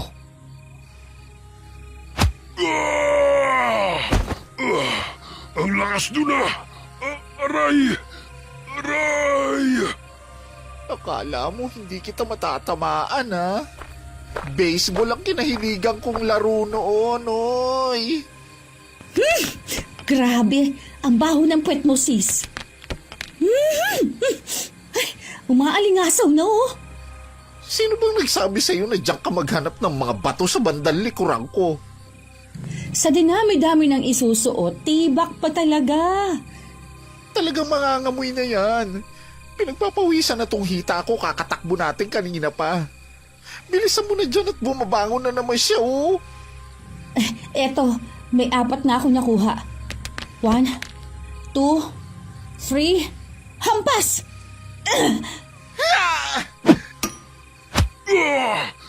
Aray! 1, 2, 3, hampas!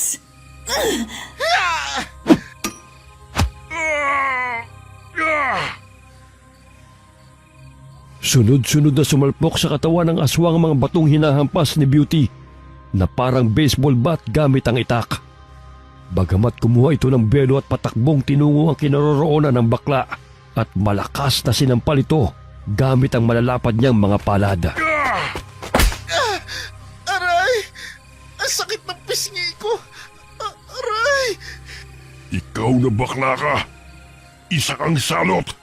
Wala kang silbi sa lipunan. Ikaw ang wala silbi! Ang mga katulad mong mga manggagamit at manloloko ang walang kwenta!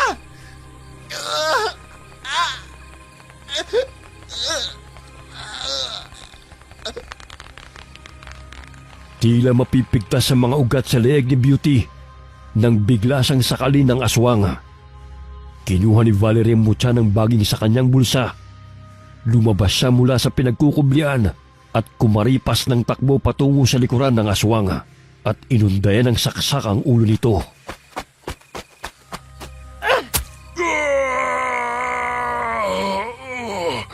Isa ka pang salot.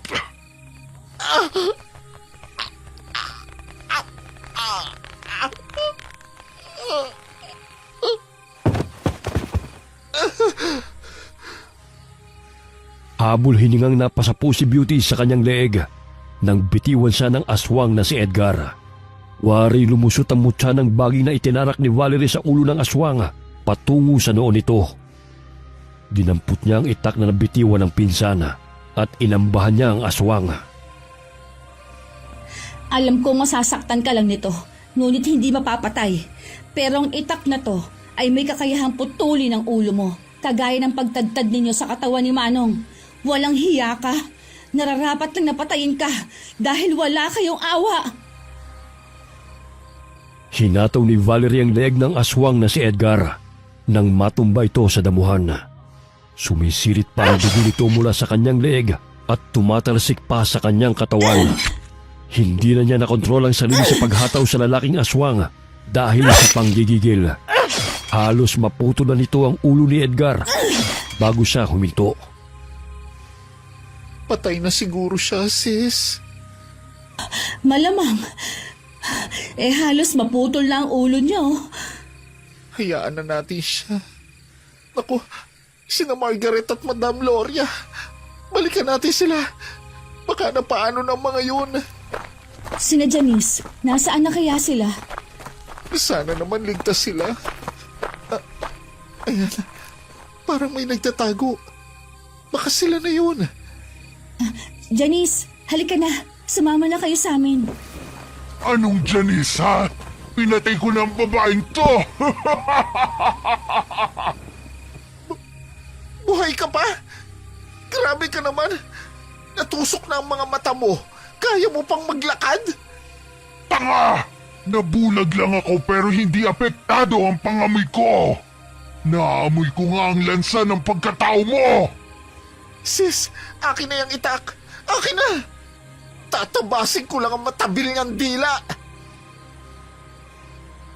Dahil sa inis ni Beauty sa inang aswang ay kinutusan niya ito.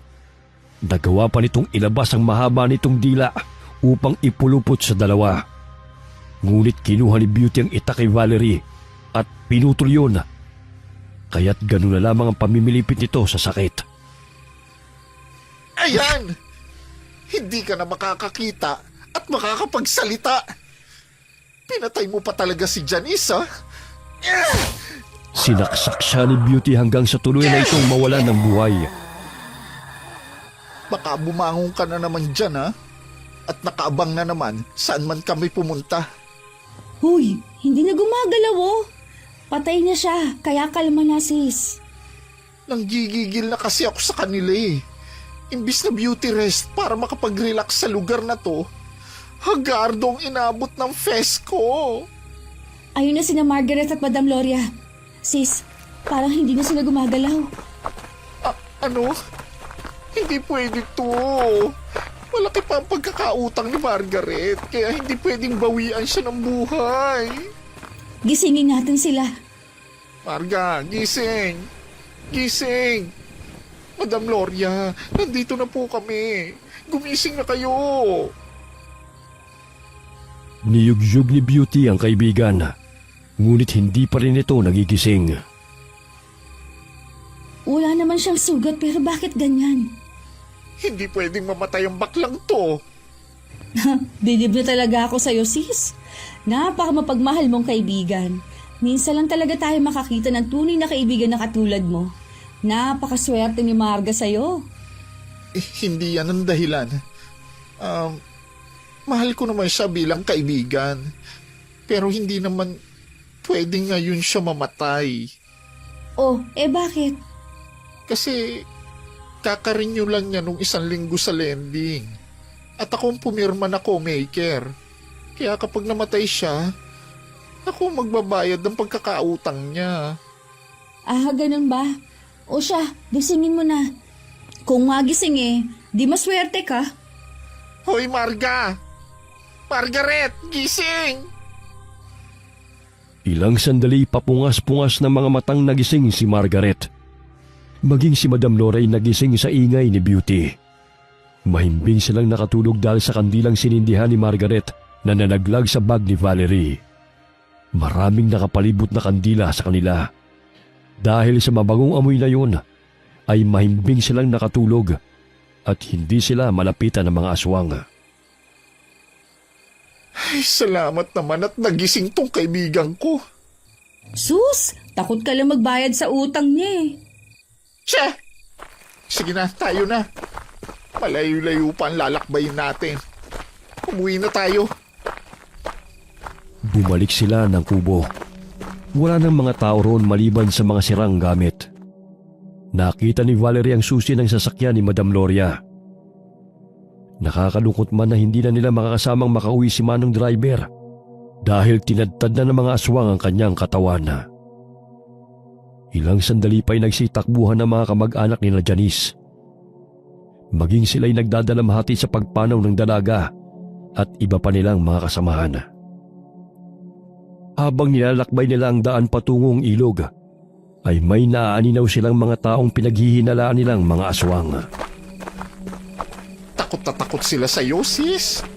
Ikaw ang tinatawag nilang antingera. Hindi ko nga alam kung bakit Pero hayaan mo na. Mabuti nga yun at hindi na nila tayo susundan. Grabe naman ang pinagdaanan natin dito. Imbis na masayang alaala, naging kasalungat nun. Sumakay sila ng sasakyan at nilisan ng lugar kung saan gagarapin sana ang inaakala nilang kasalan na humantong sa kamatayan. Kaya pala ibinigay ni Tita Glo tong Dama de Noche na kwintas sa akin dahil nararamdaman niyang nakaabang na panganib sa ating buhay. Gusto niya tayo iligtas, sis, dahil naging malapit na rin tayo sa kanya. Pakakaingatan ko itong ibinigay niyang pulseras.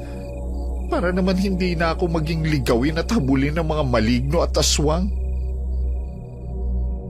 Kahit saan man magpunta si Valerie, ay dala-dala pa rin niya ang kanyang mga gamit. Lalo na ang massage stick na nagmula sa mutya ng baging. Lingid sa kaalaman ng nakararami na pangontra yun sa masasamang elemento na kinatatakutan ng mga aswang na ipinamana pa ng kanyang mga ninuno. Wakas.